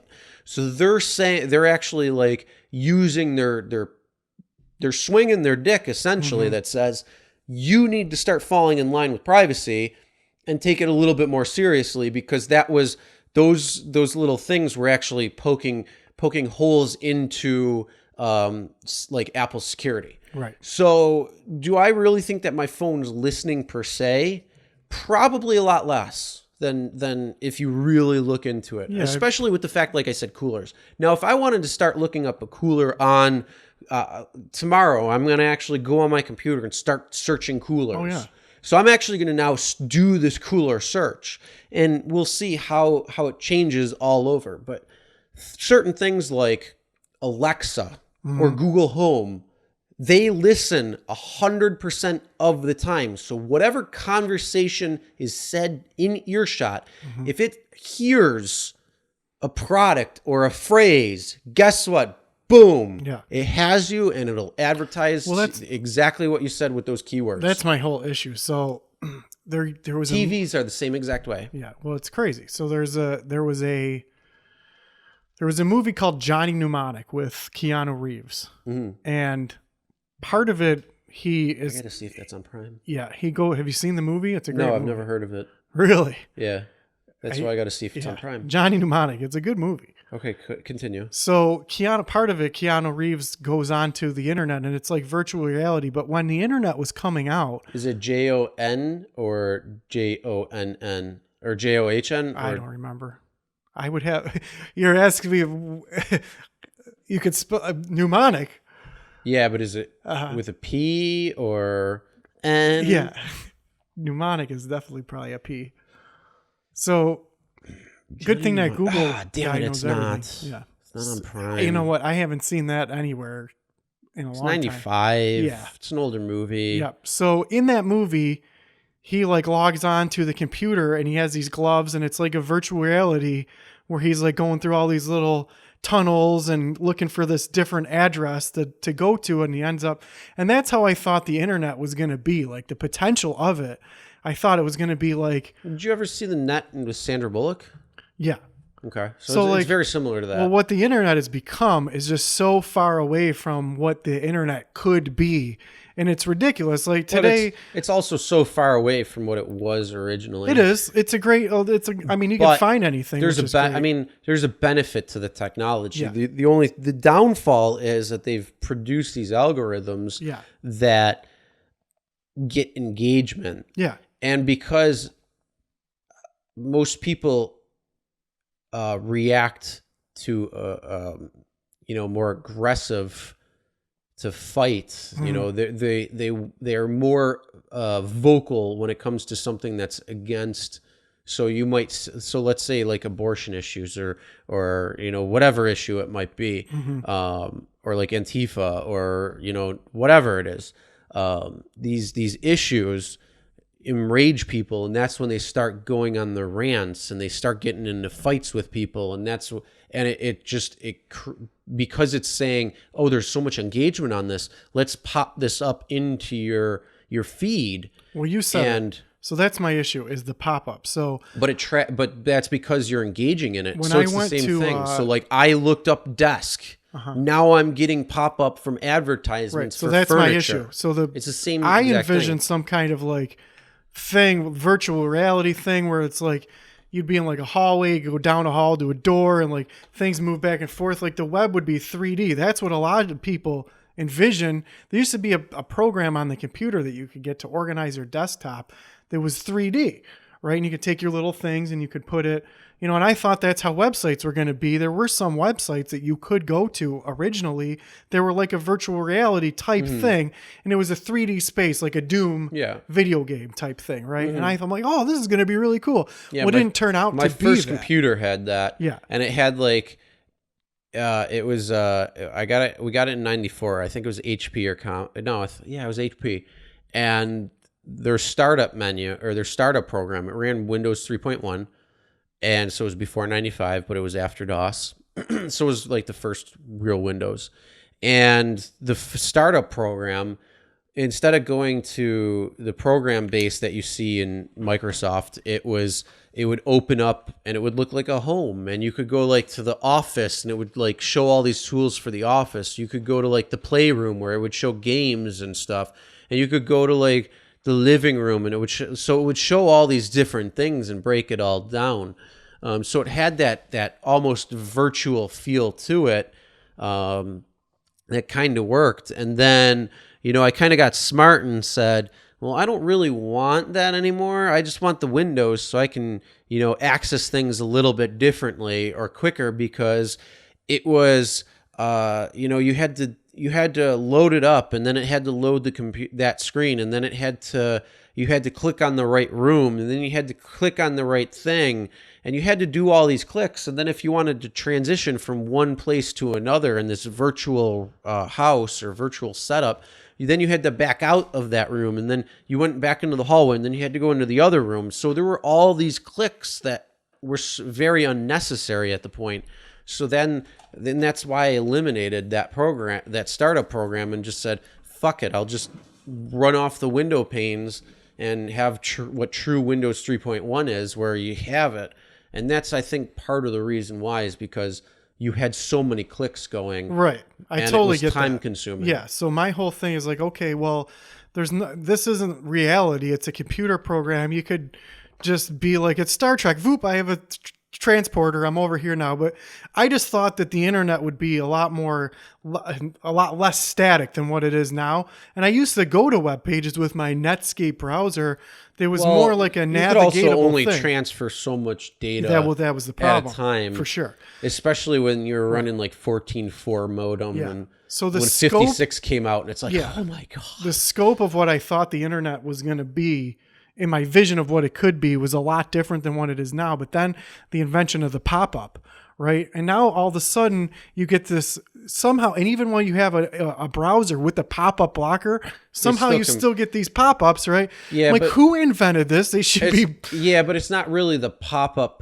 When I said pop-up, I'm talking about where it pops up, where you're, I get what you're saying. All of a sudden you're scrolling through, and I'm getting there. In your scrolling. Right, so it's not a pop. I mean, it's a pop-up, but it's not. I'm getting there. So the problem is all of a sudden I'm getting these pop-ups, and then someone could stop looking at all those porn sites where it took line by line, and you're like, oh, is this naked lady going to show? And you're like, I remember that. It goes down to like the tits right before the nips, and you're like, no! I remember that. Fuck! Yeah, and then you got to wait like 4 more minutes, and it's like line, and then you start seeing like a little bit of the fucking nipple. And then someone picked up the phone, so your connection is cut. You're screwed. I remember you're like, you got lube in one hand, you got the clicker in the other, and you're like... I remember those days. God damn it.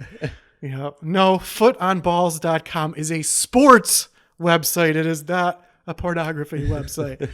But then the pop-up came along, and someone would be, and then you have virus warning, you have virus. But even the ability to pop that up and not stop it, that someone would build in the ability for someone to just be like, we want you to see this, and you don't have any choice. What was that movie that they said, I built a pop-up blocker that you can't escape from?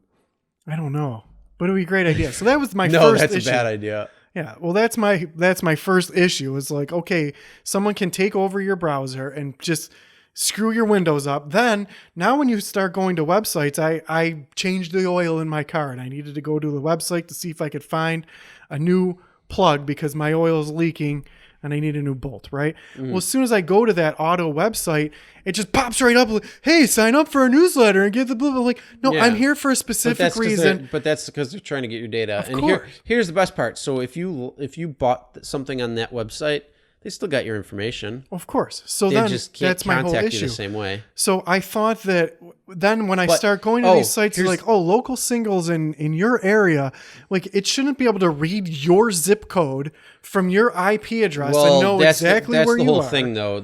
It's your IP address is based on your area. Right. So like if you go to... that's private. Yeah, but that's what VPNs are for. Well, that's my whole issue. So secondly, why isn't encryption and VPN automatically built in with your service provider? Why do I have to pay extra to have some allegedly secure foreign weird company that I don't even know about who claims that they're not going to look at the data? Of course. So like that's the whole thing from end to end. It completely got so and that's skewed. The whole thing. That's why like if you seriously, if you go on my Creator Studio, my analytic page for YouTube, and you look at all of the data sets and the data points, and it tracks and knows every single thing. Yeah. Like even data points it tracks that you wouldn't even think of. Yeah, for There's data points and data tracking and everything is known about it. It is wild and insane. It's so amazing. So they have all of this crazy data that's just on a video, on one video. Yeah. And then you could do multiple videos. You can do 2 videos. You could do comparative video, whatever. You can do so many different things on the analytics. And that's just videos on YouTube if you are a YouTuber. And if you really break it down, it's insane. But that's the thing, that data, that those data points and those data sets aren't just being collected from one site. They're being collected from multiple sites, multiple ways, multiple places. And compiled, aggregated, and correlated. It's crazy. Yeah. So I should have the option of what I want to share. It's my life. So if someone wants to say, hey, are you going to buy a pair of pants? Is it okay if we keep track of that pair of pants and sell that pair of pants, that you bought that pair of pants to another company that might advertise you more pants? They should ask me. And I don't, it's the same thing with using your credit card. And the thing is, it shouldn't be terms and conditions that you just have to submit to in order to use it. Yeah. It should there should be more say on both ends. And it should be opt-in, not opt-out. Well, yeah, but what I'm saying is, so let's say you want to download the Target app. You have to agree to their terms and conditions when signing up for said app. Yep. And if you don't agree, you can't sign up for the app. Like you're just dead in the water. It's like, oh, well, you can't use it. You can't. You're done. Yeah. And so it's almost like it's a forced hand to make you do that. Yeah, for sure. But in turn, they're going to say, well, we don't force you to download the app. It's your choice if you want to download the app. We just have certain terms and conditions that you need to know about. Yeah. And then nobody reads the fucking terms and conditions because they bury that shit so you don't deep have enough time that in nobody life. wants to read it. Nobody understands it because it's in legal jargon. Plus, nobody has time in their life to actually read all of those anyway. I don't need 50. I don't need 56 pages on how to use a fucking app. Go fuck yourselves. Yeah. Like, you're not telling, and then you're telling me that I have to agree. So click here to agree, and then hit submit. No, that's not really what I want to know where the data collection point is, and then say I'm not part of that. Right. Well, you can do that. So you can cancel or opt out of ad tracking by going to their website. But did you ever try to do that? Like I'd have to look it up I don't want to get the name wrong. But when you go to that website, as it says, you're supposed to have the option to be able. Well, it's buried in 19,000 it's not. You can get clicks. there, but when you do it, it doesn't log you out like it's set. It doesn't. There's always a problem. Like it'll be like you have 257 different advertisers that are collecting your information. Do you want to opt out of these, targeted ads for these advertisers? You say yes to all, and you do it, and it goes. It's like opting out. But there's always 2 or 3 that you cannot opt out of, and it'll always cause an error. So they're still tracking you no matter what. Oh, yeah, absolutely. It's crazy. And that's just the tip of the iceberg. So these companies that are the aggregators that are out there tracking everyone's activity, to try to get your information from them and write them and say, hey, look, I want you to send me copies of my profile, of everything you have on me.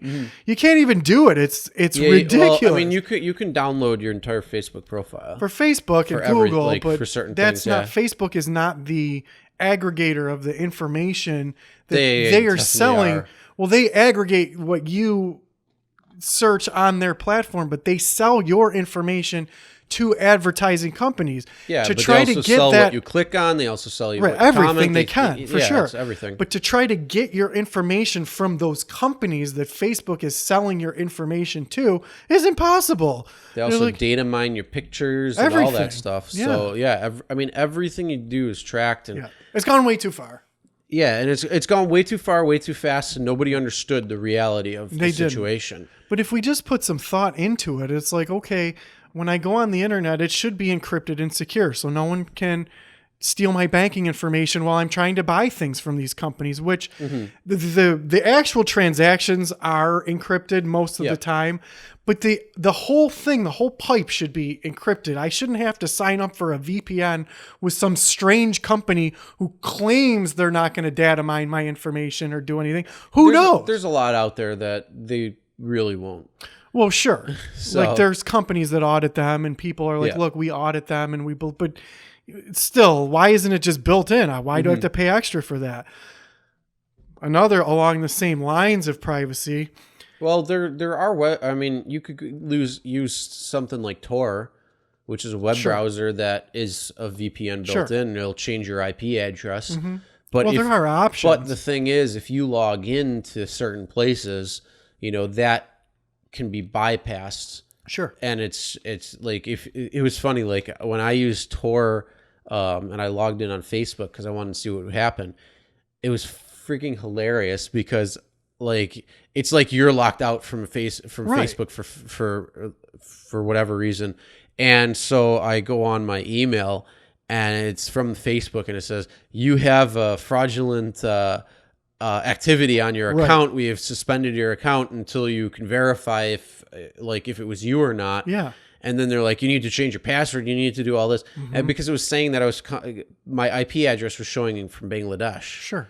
And it's like, what? It doesn't matter. Like, I mean, I understand the security behind it and the goodness. Like, yeah, that's good because that's a good aspect of it being able to track you is saying, oh, well, if there was actual activity coming from India or coming from Pakistan or coming from Saudi Arabia or Libya or other parts of the country, like Texas or California or something, and it's popping up and showing this, then it's like, oh, okay, that's good. Thank you for showing me that. Thank you for letting me know.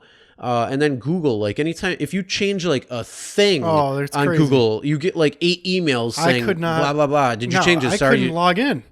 So when I was at school or going or downtown, using a computer from downtown, actually making my resume with a professional resume maker, it won't let you log into your Google because I'm not like at the network that I normally use. Like, look, I get you're trying to protect me, but like, I got to be able to log in at school. I got to be able to log in at not going to be using the same device every single time.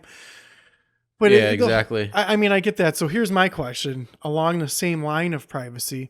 I went through the toll booth the other day. Dun, dun, dun. Yeah. That they've eliminated the actual person who takes your ticket. Now they take a picture of your car and send it to you in the mail. So normally you go through a toll booth. Am I being tracked when I go through the toll booth normally when the person hands me the ticket and takes my money at the other end? Every single security camera you have to think is tracking you. Okay, so that's how it works. Okay, same thing with certain sensors. Yeah. Like so Easy Pass is the big thing around here. Easy Pass there's different sensors that are located to see where it'll ping and pick up your count where you're driving, so it'll know like. But I don't have Easy Pass, so if I was just going through the normal, that wouldn't thing where I get the ticket. What I'm saying is, if you have Easy Pass, it can track you elsewhere, wherever those sensors are that are picking up your Easy Pass, versus just paying for the toll. Yeah. But it'll track you. So if I go through the toll, I get the ticket, and at the other end, I pay money when I get to my destination. Do you know how many security cameras that are on the road that are tracking your car, but they're also able to track your license plate? Well, that's what I'm saying. And it's the same thing like with cops who shoot out the plate readers. Oh, that's all that stuff. I used to drive through my school where all it the picks time. up the location too. Like that data is picked up where the location is, so it knows where you are. So if it picks up on different things, it can pick up your route and the times. For sure. Because a lot of people will drive the same routes and the same times and live the same things. So if all of a sudden routes start changing and things start changing, it can throw up a red flag and say, okay, something's going on here. And I mean, there's so much data and all this that it could be like, oh, well, maybe, they got a new job because they're like, that's how it can get. Like you could be like, oh, we can compare it to W-2s and we could compare it to this and paychecks and your bank account and all this crazy shit. And then it's like, okay, this person got a new job. So this is the new route that then it falls in line with compliance. But then if that new route, then all of a sudden like still pops up like, no, this person still has the old job. And, then they can start, you could actually start like investigating that and seeing if there's any issue there. Like, is this person going to be a crime, or like it could overlap with somebody who meets a certain criteria, maybe that they're following for crimes or for certain activity, and then you just somehow by chance like overlap. That's how then they can start, like, you could become a person of interest, Right. and it's this whole mess of craziness. Yeah. And So we're supposed to live in a free country where we're supposed to have freedom. we haven't been free since 2011 or 2001. So, we're supposed to live in a country where we're supposed to have freedom, but if I'm being tracked everywhere I go, and then You're not free. every choice that I make, every route that I take, and then every purchase that I make, and everything that I do is aggregated and tracked, how is that freedom? Here's the thing: do you really think that you have a choice? The moment you take away the moment that you take away the chance that you don't have a choice, everything can change. So, okay, it's the same thing like in the Matrix. It's like, do you think that's air you're breathing? Well, You know, you might be giving choice, but you already know what the outcome of that choice is. So is it really a choice? But what is the solution? Like, what? I mean, I don't understand how this happened, first of all. 2001. Patriot Act. I don't get that at all. Because domestic terrorism on a mass scale happened with the World Trade Center bombing or plane crash and destruction of the World Trade Center, as well as the plane that got hijacked in Pennsylvania and the plane that flew into the Pentagon, prompted this massive overhaul of how we get intelligence and how we understand where people are coming from, what they're doing, and all this stuff. So yeah, So why don't we have those systems in those foreign countries if that's why is it in the US? We do, but then what happens when those persons of interests are in the US? Now we have to track them some way. Well, and again, hold on. Your path crossed with this other person's path that we've been watching and paying attention to. They haven't done anything yet, but we're paying attention because what happens if they go back to somewhere? Mm-hmm. We need to know. And then your path crossed, and then they're like, well, there's some red flags there. So now you're a person of interest that they're paying attention to. And it's this whole hoopla of craziness. But they're getting it's born out of paranoia and fear, and they're saying, sure, well, we can't let this happen to us ever again. And yes, they've thwarted certain things, but at what cost? Yeah, exactly. And then they say, oh, well, we're not doing it to American citizens, but then Snowden comes along and blows the whistle off of everything, and then you have places like Germany and Japan that are doing the exact same thing we're doing to them, but we're just sharing that information because we're allies. So it's allied shared information, which means, okay, so you're doing our spying on us, but no, we're not doing it. Yeah. They're doing it. Yeah. But if we need the information, we call them up and get the information. And we collect all the information, but we're not using it. But if they need it, we'll give it to them if they need it because we collect it. But if they collect it, then we need it. It's this smoke screen of bullshit. Yeah, it's totally crazy. If you think that you're really living like a private life or a free life, you are not. Yeah, for sure. Everything about you is tracked. Yeah. Every single thing. It's so crazy. It's just certain aspects of it are only at certain points. Yeah. But not every single absolute thing is tracked, but parts of it. Yeah. And again, it comes down, do you really have choice or not? Because if you take away, if you I'll use again that Matrix reference, if you think that's air you're breathing, because it was obviously in a computer simulation. So no, you're not really breathing air because it's simulated. You think you are, but you go to, and it's the same thing. Like if you have choice, but already has the expected outcome due to predictability and probabilities, then do you actually have a choice? Right. You think you have the choice, but the choice was already made for you. So do you really have that choice? So does that brings a whole different form of freedom and ability and privacy, because again, that choice could already be made for you. You just don't know. You haven't For sure. understood. People have how no that, idea. Like the, I mean, it plays I'm probability. yeah, I'm just glancing the surface of what is actually going on out there about how people are tracked and their data stored and how they find everything. But just the simple thing where when I go through a toll booth and then it sends me a thing in the mail with a picture of my car, that's the craziest thing ever. Like, Yeah, you know, what? I didn't do not consent. Like, why? What know, happens to that information? But you know, it just gets stored. Yeah. What So what now, does it get stored for? And then where does it for what? go? And but the crazy thing is, it's like, okay, you print or you take a picture, you print it out, you mail it, and you do this many, many, many, many times. Every time a car goes through this toll to do it. So is it really saving money from eliminating jobs? Or is it just a new way to track people? Because if you have that person collecting money, it's a little bit harder to track that person because you don't have all the sensors and the readers and the cameras necessarily in place. That's what I'm saying. So is it really?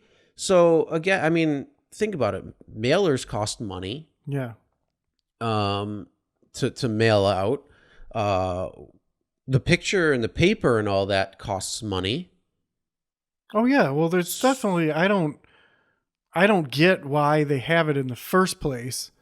Well, because we got to make sure that the bridges stay okay. Yeah, well isn't that what taxes are for? Like I don't get it. That's another thing I don't get. Like but I there's a lot of things I don't understand. It's money collection. It's just like the same thing with this whole new license plate, which I'm sure you're aware of. No, now. I'm not.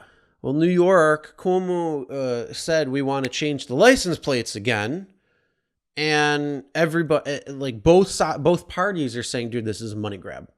Like even the Democratic side is saying this is a money grab.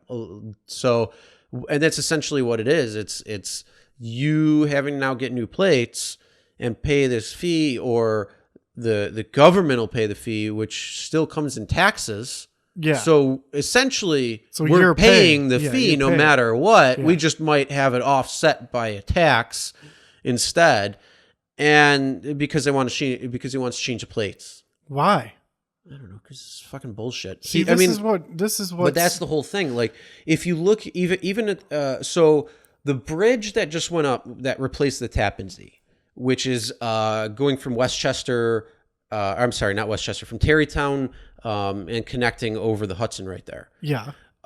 There is, and this is, so it's just north of New York City. So you take the Sprainbrook or 87, or is it 80, 89, and you could take that down into New York City. You could take it into Bronx County or Manhattan.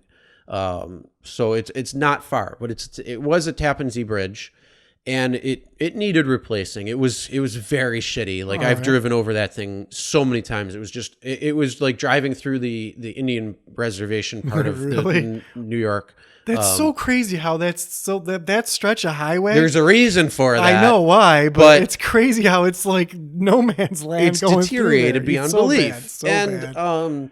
I know why, but it's a bullshit cat and mouse game for sure. But so they rebuilt this bridge. And one of the plates is the bridge, because that's the crowning achievement of Andrew Cuomo, the douchebag that is.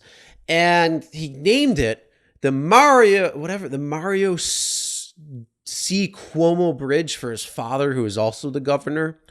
So it's the Cuomo Bridge. So it's his crowning achievements because it's got his name on it. And then it's really his father. So the signs that they made for the bridge, because you know that they have to replace all of the signs for the bridge because it's not the Tappan Zee anymore. It's the Cuomo Bridge. They left out the middle initial.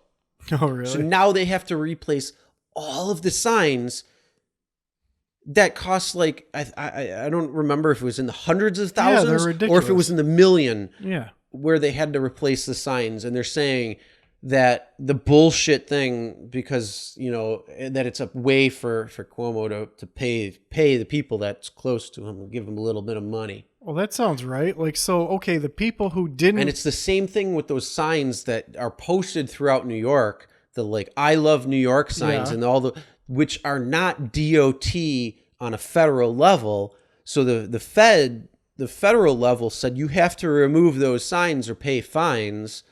And so then you'd have to go and take all these signs down that you've paid millions of dollars to put up in the first place that are all over the fucking state. It's so corrupt. That sounds like straight corruption to me. Oh, God. New York State is the fucking worst of it. And California's probably not that far behind. So how does this keep allowing to happen? Like, we're supposed to be a society that has a vote and because says, no, we're not allowing this is the norm.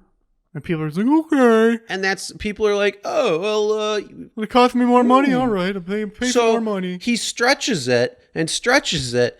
And you play this game where it's, like I said, you do, let's change the bridge. And then we forget to put the fucking sign on with the little fucking initial, the middle initial. Gotta replace them.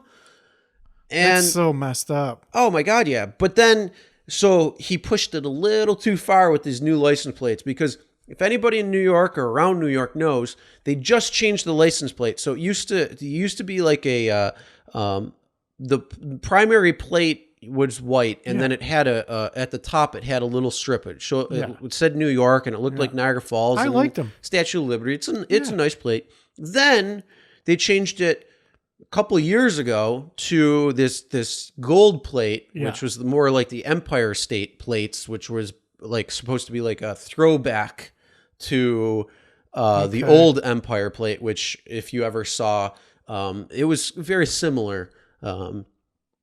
And then here's the major problem. So those plates from like they went in sequential order. So it went AAA number, and then it continued up to what it is now. And I think it's like, it might be in the H's or the, no, it might be a little bit further than that. But they would go in sequential order. So it would go AAA, and then years later it would be BBB, and, or BAA. And then it would go it would continue and continue as they would. So it would go in sequential order. So it'd be AAA 0000, AAA 0001. And I'm sure that there's plates that were skipped, but it would continue to go up and up and up as cars changed, as this and that and the other changed. So there was a point where I think by E, we live in New York, so they salt the roads. They salt the shit out of them. So they never put in this salt corrosive layer. Before that, the plates worked perfectly fine. They never had an issue. They never peeled. Nothing. Worked amazing. You can see plates that are like from the A's, the B's, the C's, the E, the D's, all still in amazing and immaculate condition. But then you get in later, and then all of a sudden, the salt and corrosive and the paint, and it's almost, some of them are unrecognizable. There's no paint on them anymore. Yeah, it's just a steel plate. Yeah, the paint came off of all the plates. I've seen that everywhere. All the paint. And then they changed the plate to the Empire plates, and so that was the original plate beforehand. And they changed the plate makeup on how they did it, or they changed the company, and they never put. So you think, okay, well, now they'll put the new layers on now that they realized that this issue. But no. What they did was they hiked up the registration fee on those plates. And so if you got the Empire plates, you got to pay about $20 more every 2 years or something. And then on top of that, they still peel. What? They never did they never did. So so it's this whole bullshit thing with these plates. And then on top of it, you have to now look at, he wants new plates. So which plate would you like to get? We have 5 different styles. What you like. One of them has the Cuomo Bridge on it. Why don't we get the Cuomo Bridge? Let's show this one because that's my crown jewel, because I built this giant bridge and I paid off so many people, and I probably made money off of it, allegedly. And the signs, and that was my crowning corruption that sounds really corrupt. I think he's Fredo. I don't think Chris Cuomo's Fredo. I think he's Fredo. Oh my good Lord. I want to make a T-shirt that says "I am Fredo" with both Chris and Andrew Cuomo's picture on it on either side, and it just says "I am Frodo."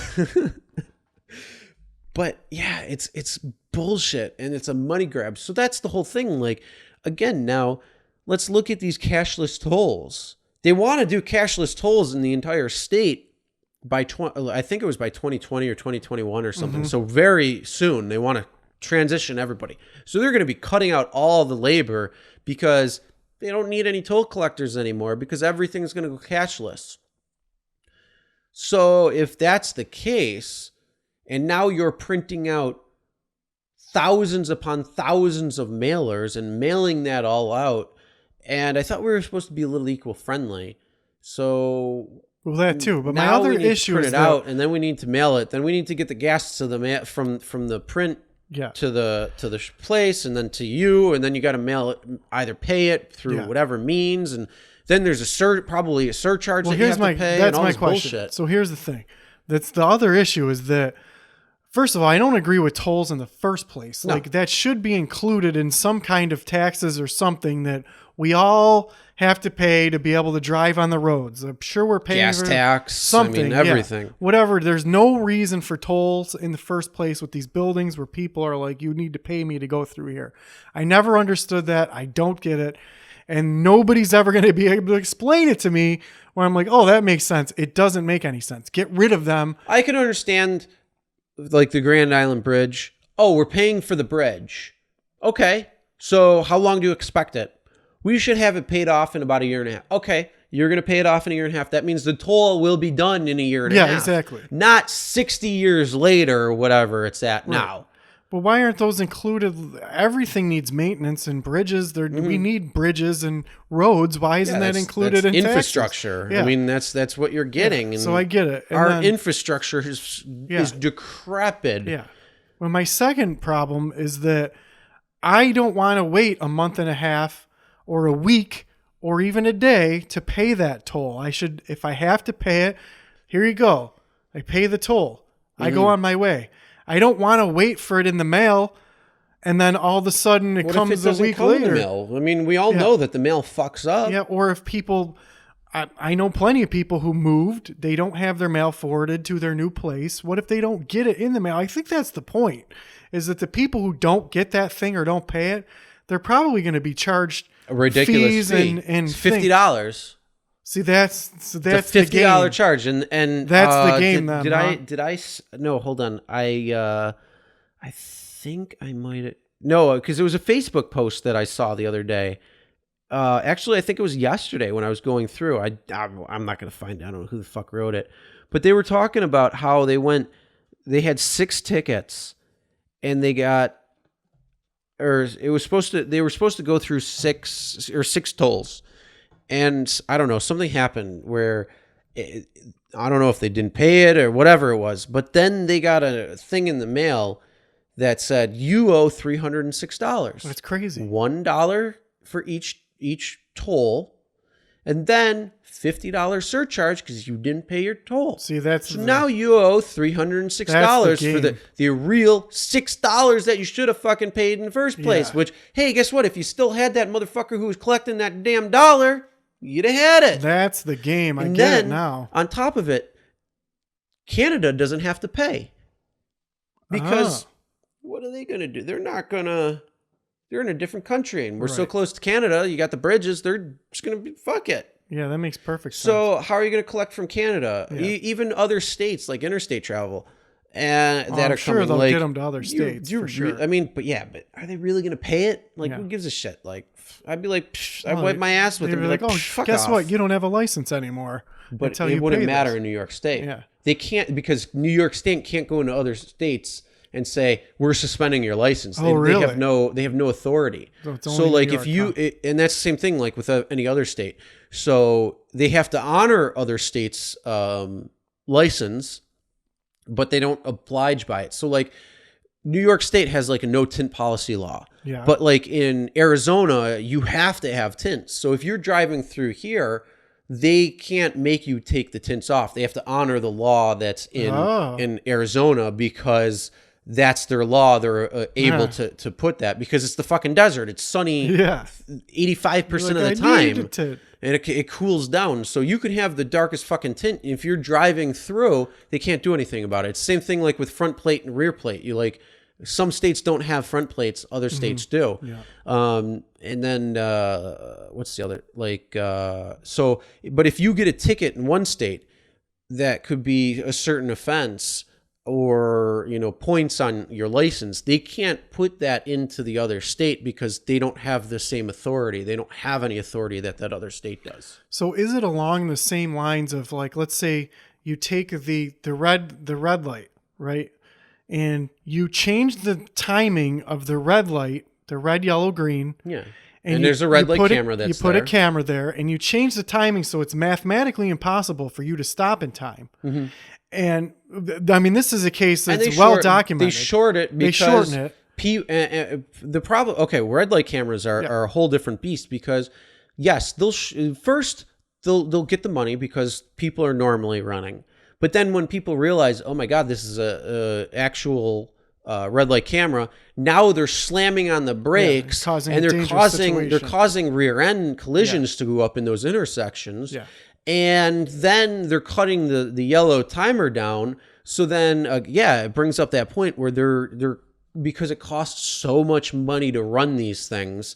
And to run a camera? To run the camera. How much does it cost? Oh, I don't know what the breakdown is. And then that money is also going out of state because out of area, like it's usually like in Arizona. I think it's a company, the company that owns it. Yeah. But they are the ones who are, because it's privatized, so they're the ones who are maintaining the cameras. They're the ones who are they're printing it out, and then they're giving the information. So most of the ticket doesn't even go to the state itself. It goes to the other people. Well, but they're all doing make money. But then, because people are slamming on their brakes and not running the red lights anymore because they know, then they're not making money on the cameras, and it costs so much to do. So now they're messing with the timers. So then, people are going through, and it's causing intersection problems because people are slamming on their brakes and stuff. So they're horrible. But yet, it's good money because... Well, of course. So that's my point. What is the point of red, yellow, green? What is just the basic... Why is it there? For the flow of traffic. Okay, so that you don't get in accidents, you don't run into other people, and it so makes things safe for people. The flow of traffic can flow. Right. Okay, so then if you're taking advantage of a system where, like, okay, according to the physics of math, if you're driving 30 miles an hour and you step on the brakes at a reasonable amount of force, your car takes this long to slow down. We're going to make the time less than that so that we can give that person a ticket where we make money. Yeah, and what we'll do as a state, we'll give you some of the money as a state. Well, if you're a state representative, you're supposed to be going, no, the reason of red, yellow, green is so that people are safe. We are not going to allow you to put these things Here's the thing. It's like when you get Spectrum. You get that special deal right at the beginning. You're like, oh, this is great. Oh, is that how they're suckering them in? I get this special deal. Or is it 100% corrupt where they're like, look, you're going to make millions of dollars. We're going to pad your pockets. We'll donate some money to your campaign. I'm sure that it's all of the above. And we've completely lost sight of the fact that it's supposed to be for safety. For sure. And it's not. The red light cameras are more unsafe. Okay. Because they cause these issues. And is it the same thing with the scanners on the police cars where when they're driving down the street, they're taking pictures of everything everywhere and looking for expired registrations and all that stuff. Those are different because they're not also a money grab? They're a money grab, but they're different than a red light camera. A red light camera actually causes that intersection to become more unsafe. The studies have shown that people slamming. And they're talking that it's supposed to be safer, and then it ends up being a money grab because they're pulling tickets and they're changing, they're fucking with the yellow light times to lower That's what I'm saying. So then they will get those tickets to come in to get money. And then those people are slamming on their brakes and causing. And if you take that issue out, but we're not taking that issue out because that's 100% what's in it. But here's the thing: if you want to, if you're truly on making it safer, if you truly want it, there's two things you can do, and you don't have to spend any money. You increase that yellow light time by 1 second. Yeah, for sure. And then you increase the transition time from yellow to red, or I'm sorry, from red to green by 1/4 of a second. Yeah. So this side red. Yeah. And then instead of it going green, it's 1/4 of a second or up to a second longer. And you just made that intersection as safe as it can be. Sure, yeah. So if it has high accidents or whatever it might be, if you increase just those 2 times alone, you've made that intersection as safe as it can be now. Well, that's what I'm saying. And you don't have to but make these a are bullshit people who money are grab. supposed to be in power, that are supposed to be protecting everyone. And it's the same thing with like the police come and used to drive through the school all the time with their little scanners to try to, and like, just, it's an easy money grab. So you just go to a school and, there's lots of young kids there that probably forgot to pay their registration. And instead of, it's an easy way to ticket people to get revenue. Oh, so yeah. I mean, is for policing sure. for profit? Is that something that we are allowing in our country? Of course we are. That's Why? That's Not supposed because to if they be- weren't writing tickets, they wouldn't be making money. Well, yeah, that's the whole thing. That's not protecting. It's not. But how are they going to get money then? By taxes. That's And what then we pay how our are they going to taxes get for. paid? That's what we pay our taxes for. Yeah, but here's the thing: how are the police? Police have a dangerous job. They do. I agree with you. And there. it doesn't matter where when they they're are. driving through the parking Whether lot they're looking for people to ticket. Hold on. But if they're in the middle of the city, or if they're in the rural nowhere, they have a dangerous job because you don't know what could happen. You don't know. When you're pulling somebody over for a ticket, or if they're doing something wrong, you don't know what could transpire. Right. They put their lives on the line every single day. They should get paid handsomely for it. For sure. So how do you make money? Because you that's don't what taxes hold on. are for. Yeah, but here's the thing: why would you raise my taxes when I already pay so much in taxes? Why can't you ticket those motherfuckers who are speeding or doing stupid shit or running red lights? Why don't you get them and they can pay your fucking salary? I don't think that's an argument, but so I guess it could be. That's the whole thing. It's bullshit because you aren't going to raise taxes because people are going to bitch and complain about that. So where are you going to? You have to make your money some other means. I get the problem. taxes. I don't have a problem. Okay, so I don't have a problem paying a ticket fine because it depends on what it is and why. But it's for that local area. So if I'm speeding, if I'm doing something wrong, okay, you pull me over, sure, whatever. It's the state surcharge bullshit where they have to get their cut. On a ticket. Oh, if I'm speeding, and it doesn't matter where or what it is. Yeah. And then like Buffalo for a while had up until I think it was this year, any ticket that was written in that area went straight to state. So you could not lower that ticket. So like if you got pulled over in any of the suburbs, they would always take your ticket and bring it down to a parking ticket because they made money at that point. It went if the parking tickets stayed in the town and there wasn't surcharges, and then all of a sudden the state's like, whoa, hold on, you guys are making all this money and you're lowering the tickets here. No. You're gonna every ticket you write now there's a state surcharge that has to get paid.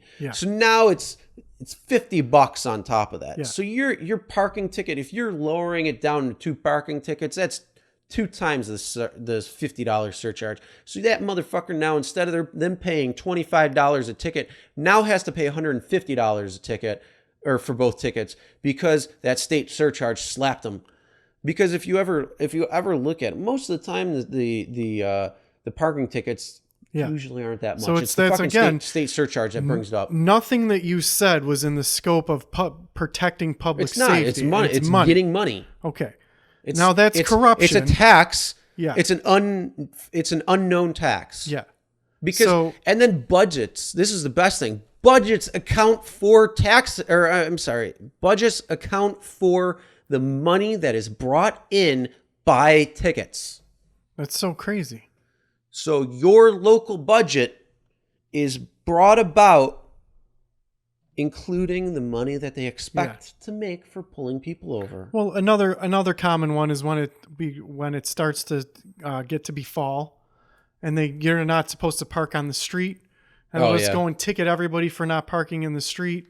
Well, usually the first day or two they'll put warnings on. Well, yeah, the first day. Most places will, because a lot of people will forget. So you say, okay, well, why can't I park in the street? Like, well, because we need the snowplows to be able to come through and snowplow. Like, well, it's fall and there is no snow. Yeah. Like, well, okay. no point starts it until I think the first one's November 1st. Right. So, but let's use logic. Like, okay, if you're parked in the street and you're blocking a snowplow, if it's snowing, give them a ticket like that. And Yeah. I get that part of it. But when you're using it as a revenue stream to fill your coffers, that's just taking money from the public. Yeah. Find another way to do that. If you don't have money, that's police, what you have a town hall for, where people, we're going to have new taxes, and you get the right to vote on taxes. That's how our society is supposed to work. How about run fundraisers? How about do these different things where if people want to donate, they can.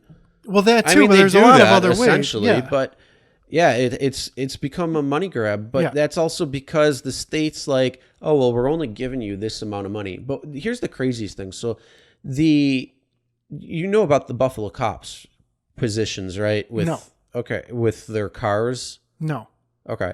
So I don't know the full details on it because I've only listened to the articles or read the articles, but they're saying that the cop cars don't meet standards and that their police force doesn't have enough cars to be able to patrol properly, which I think is fucking bullshit. Get your ass out there and start walking.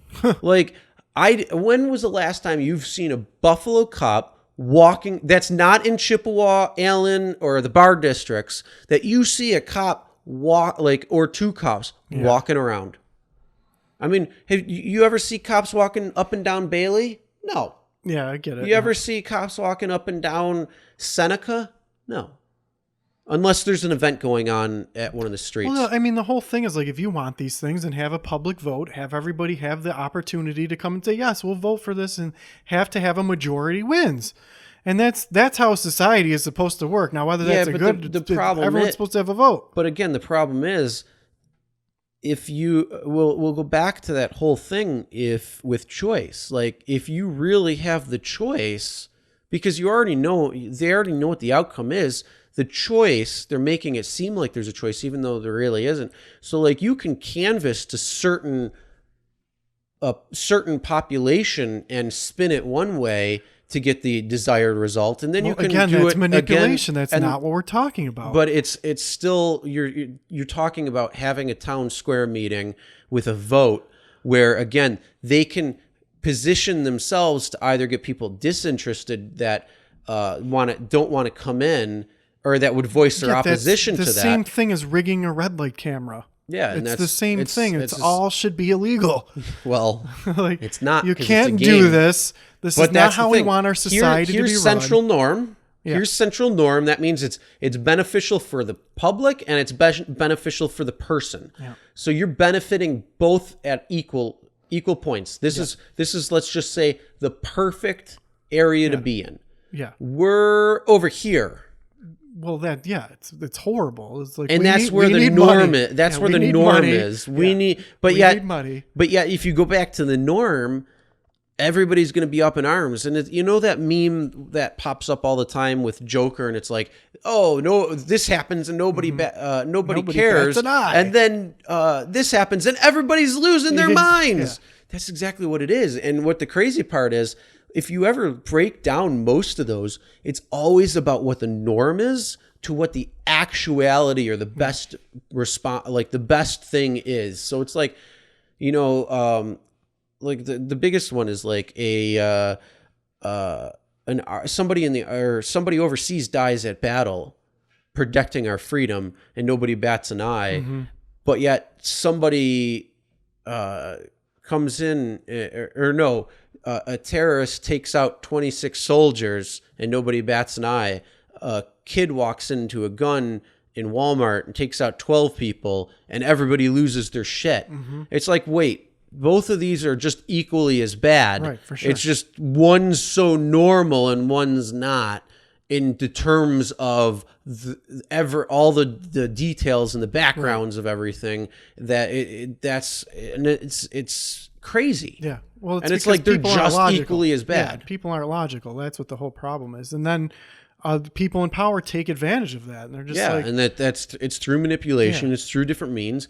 And whether you like Trump or not, whether you support Trump or not, whether you think he's a bigot or you think he's great, it doesn't matter. What the difference is, he's getting a lot of shit because he is not.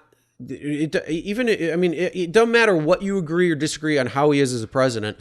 Whatever he's doing is getting so much backlash from everybody because his positions of everything is so much different.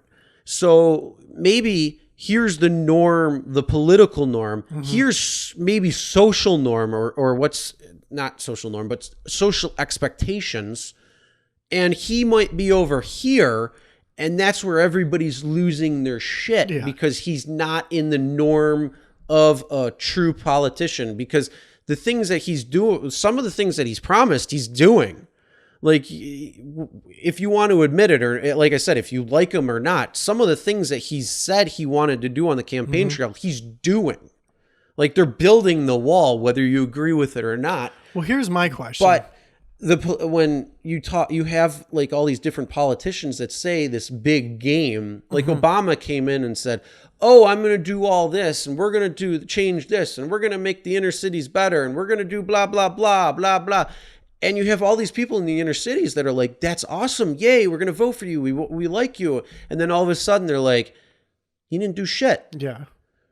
And like towards the end of the presidency, that's what they said. They're like, yeah, he didn't do shit. But now he's revered because he's past president. Okay, so everybody's revered. See, that's where we have to look at the facts, because here's my question. Why? So we'll take infrastructure. Why can't we have the top professionals in each field, their field, let's say engineering, architecture, building roads and bridges? Pay well. Well, public, remember, private always pays better than public. So, but why don't we have people that are skilled at that particular thing? Why aren't those people in charge of making the decisions about how to fix everything? The same thing with the environment. Shouldn't people who are conscious about and are educated on, environmental studies be making the decisions about the environment? Same thing with the banking system. You think that, but hold on. We'll use the environment for an easy one. Because the thing is, you have these people in the environment saying, oh, you can't do this, you can't do that, you can't do... Like, they had a proposed bridge for a secondary peace bridge. And it had... I think it was like a suspension. It was kind of like the Golden Gate where it's got the cables. Yeah. So it was supposed to look like that. So they had the cables, and they said, like environmentalists said, no, you can't do that because birds that migrate will hit the cables and they're going to die. Okay. So you can take it too far and say, like, we can't do anything based on it. That's a valid argument. So then redesign the bridge so that doesn't happen. Well, yeah, but you don't think the bird's going to fly over the bridge? Like, the bird isn't blind and isn't going to see the cables. Like, just because it might be in the path, that bird will adjust its coordinates. Okay, well, then that's faulty data. So, okay, the first question is prove hold on. That's one side of things. Yeah. And then the other side of things is now multi-billion-dollar companies will say, who the fuck are you to come in and undercut our entire business, because that's what our business is based off of. And it might not, let's just say it's not, we'll use an example that's not even, we'll say it's almost environmentally neutral, which means it's just skewed a slight tangent or a slight tidbit towards environmentally not good for the environment. Mm-hmm. So let's just say it's just a tiny bit over, and yet they have to course correct this entire thing that could be detrimental to their entire organization and their entire service line. And that is a real possibility too. So you have both of these sides that now they're going to be competing. And then you also have multi-billion-dollar companies who will now pay lobbyists, and those lobbyists will also go to the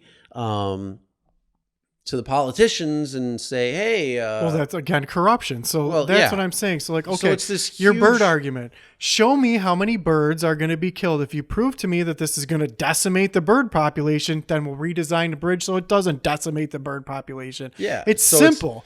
That's the whole thing. It's like this. It doesn't, like, the problem is people don't look at the here or the why and the how and all. They just look at the what, or they just look at the base, and then they're like, oh, well, we got to take the word for it, and this is the reasonale or the rationale behind it. And in actuality, it might not even be plausible. It's like the same thing with the sugar industry when they said that they paid scientists to give faulty information and completely misleading information that were bald-faced lies that said, oh, fat is the reason why there's heart disease, yet it was really sugar, and fat is just part of your diet, and it's okay. I mean, many fats that you eat are actually okay and your body can consume, and it's the sugar and the amount of sugar that we're eating that causes more issues and heart disease and issues. And so that's the whole thing. Well, when you have a media manipulation like that, that's one thing. But when you're picking government officials who are supposed to run the departments of this, the Department of the Environment, Department of that, the Department of that, why are you picking people who are corrupted by lobbyists and people who are representative of industry rather than the professionals who care about the issues and are, professionals in their field? Like, if you're in the environmental agency, wouldn't you pick someone who is in the environment? Why are you picking like a banker or a person who used to work for a large corporation instead of a person who has a degree in environment? Like, why aren't you picking people? You can't, you can't argue against that. But the biggest thing is, let's look at Obamacare. So Obamacare is the healthcare law, the Affordable Healthcare Act. Yeah. And the problem with that was it was designed by politicians and people who didn't have any knowledge about healthcare and about how to make it really affordable. And then not only that, they had like very little doctors on the panel, if they even had any. So how do you get insight from how to make an affordable healthcare act that would constitute insurance companies now having to give different types of insurance and have certain mandates and all these things that are built in? Like, who's the government to say that the mandate in this has to be like part of the mandates like affect you and I in zero way? Well, what we need to do, it seems like. But hold on. But here's the thing. That's one argument I heard with the Affordable Healthcare Act.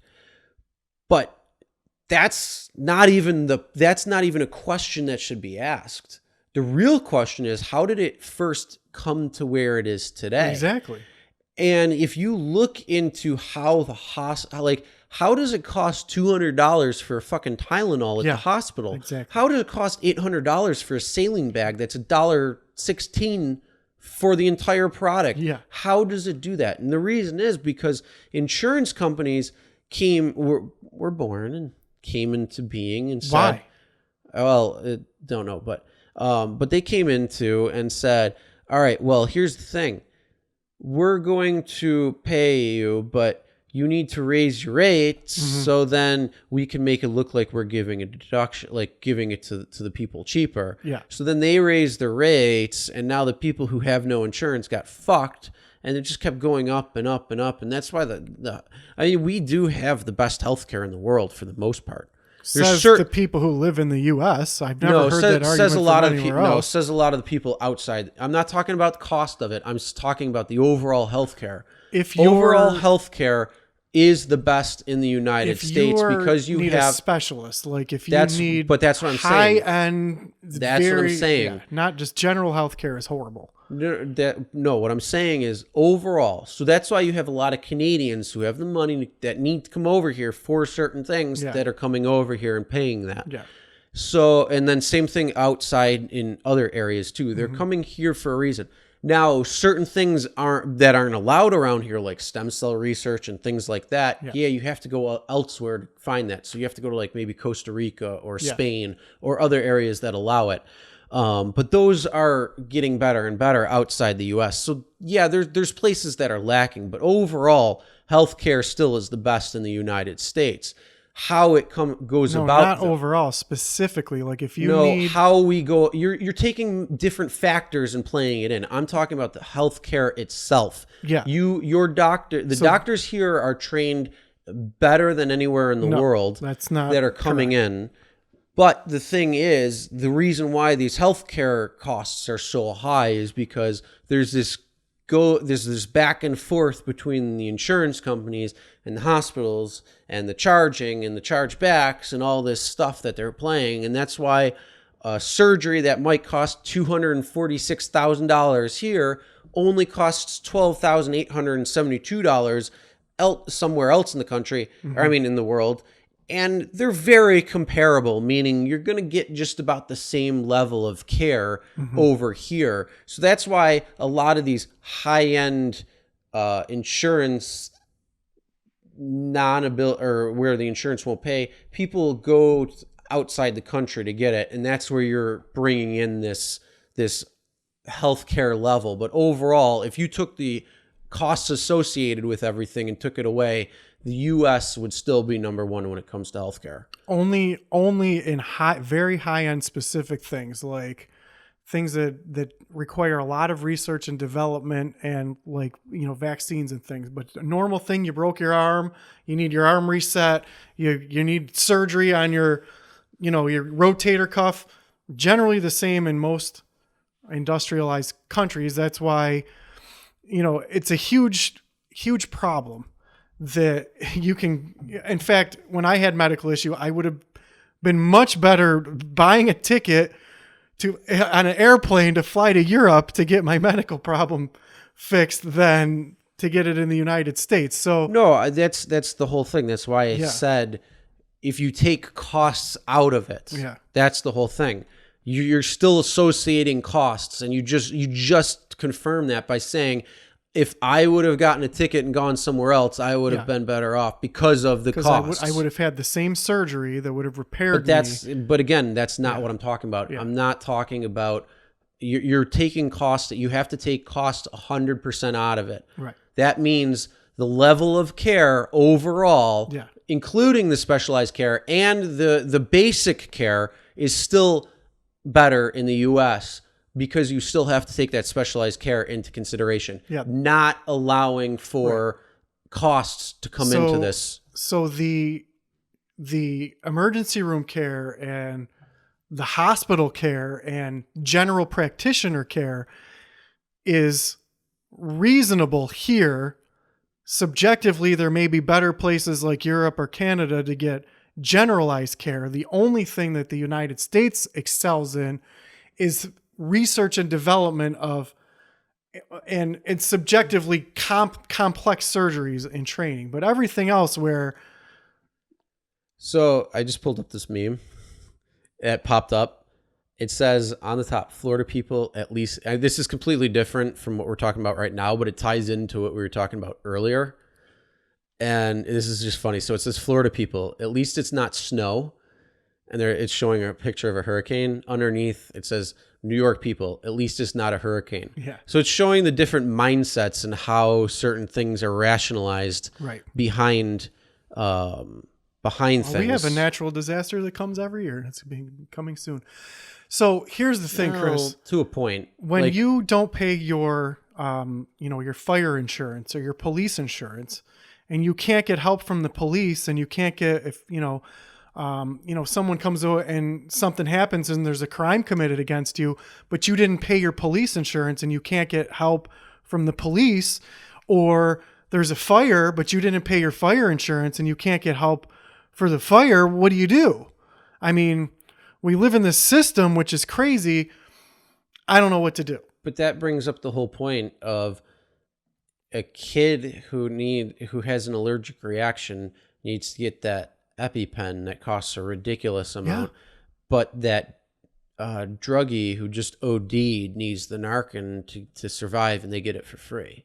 Well, so it brings that. I mean, that's a different comparison, but it's still the same exact type of comparison, right? And the only thing that you can say with, like, say, fire, if your house is going up in flames, if you're in between two houses in like a subdivision or in the city and you didn't pay, well, now these other two houses are at risk. So, well, that person didn't pay their insurance. We can't do anything about it. But if it hits the other two houses, we'll be right there to take care of it. Yeah. That's not how it works. Right. They're looking at the overall and saying, well, if we don't do anything, these two houses are going to get on fire anyway. So we got to put out the fire. So what you're saying is there is no such thing as police insurance or fire insurance. It's just included in our taxes, which is exactly what healthcare should be. I don't understand why we can have police, we can have fire, and a ton of other services, education. There's a ton of services. The taxes pay for your football team. Here's the problem. We can't have healthcare. First of all, the government shouldn't be in half of the shit that they're in because they do the piss poorest job of getting it done. Well, agreed. Because here's the thing. You have this many people and this many people's voices that you have to listen to. So no one's going to get appeased. No one's going to be happy. So you have to somehow get in the middle and say, all right, well, this is going to be this way. So it's going to appease parts of people. But overall, not everybody's going to be happy. Everybody's got their own opinion. Some people are going to be happy. Other people aren't. So, that's the problem. It's like, well, what do you do then? It's so complex. But the thing is, we can all agree that, yes, fire and police, healthcare, those should be basic fundamental rights. Yep. We live in a society where that should be. We live in a society that's, very industrialized. In fact, I would say healthcare is more important than someone driving around in a vehicle just looking for reasons to ticket someone to make money. Yeah. Oh, yeah, for Much sure. more important to me. For sure. So the question is, what can we do about it? Yeah. I mean, so that one politician who wants to come in and actually make changes, they can't really make changes because you have to deal with every other politician. Yeah. And if you want to get votes, then you gotta give part of yourself down the road when they want to get something passed. Yeah, I guess. And it's this huge, it's this giant fucking mess. It's a huge mess. And how are you going to change it? Are you going to have a radical change, but then like a whole new constitutional convention that shuts down and then you have to close the loopholes and all that stuff and kind of hit the reset button?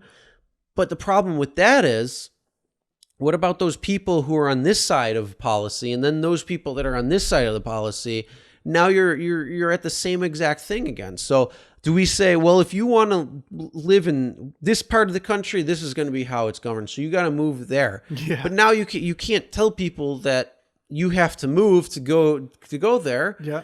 And it's the same thing with like pot laws. I want to smoke weed. Why the fuck do I have to go to Colorado or Nevada or Canada or fucking Massachusetts to do it? Why can't I do it right where I live? Yeah, because it's horrible. According to that person who wrote an article in Buffalo News, yeah, you're intelligent as the Middle Ages. All right, yeah, tell that to Rogan, who does amazing things. So, all right, with that being said, we're wrapping it up. It's fucking late. I'm tired, and I'm sure you are too. Yes.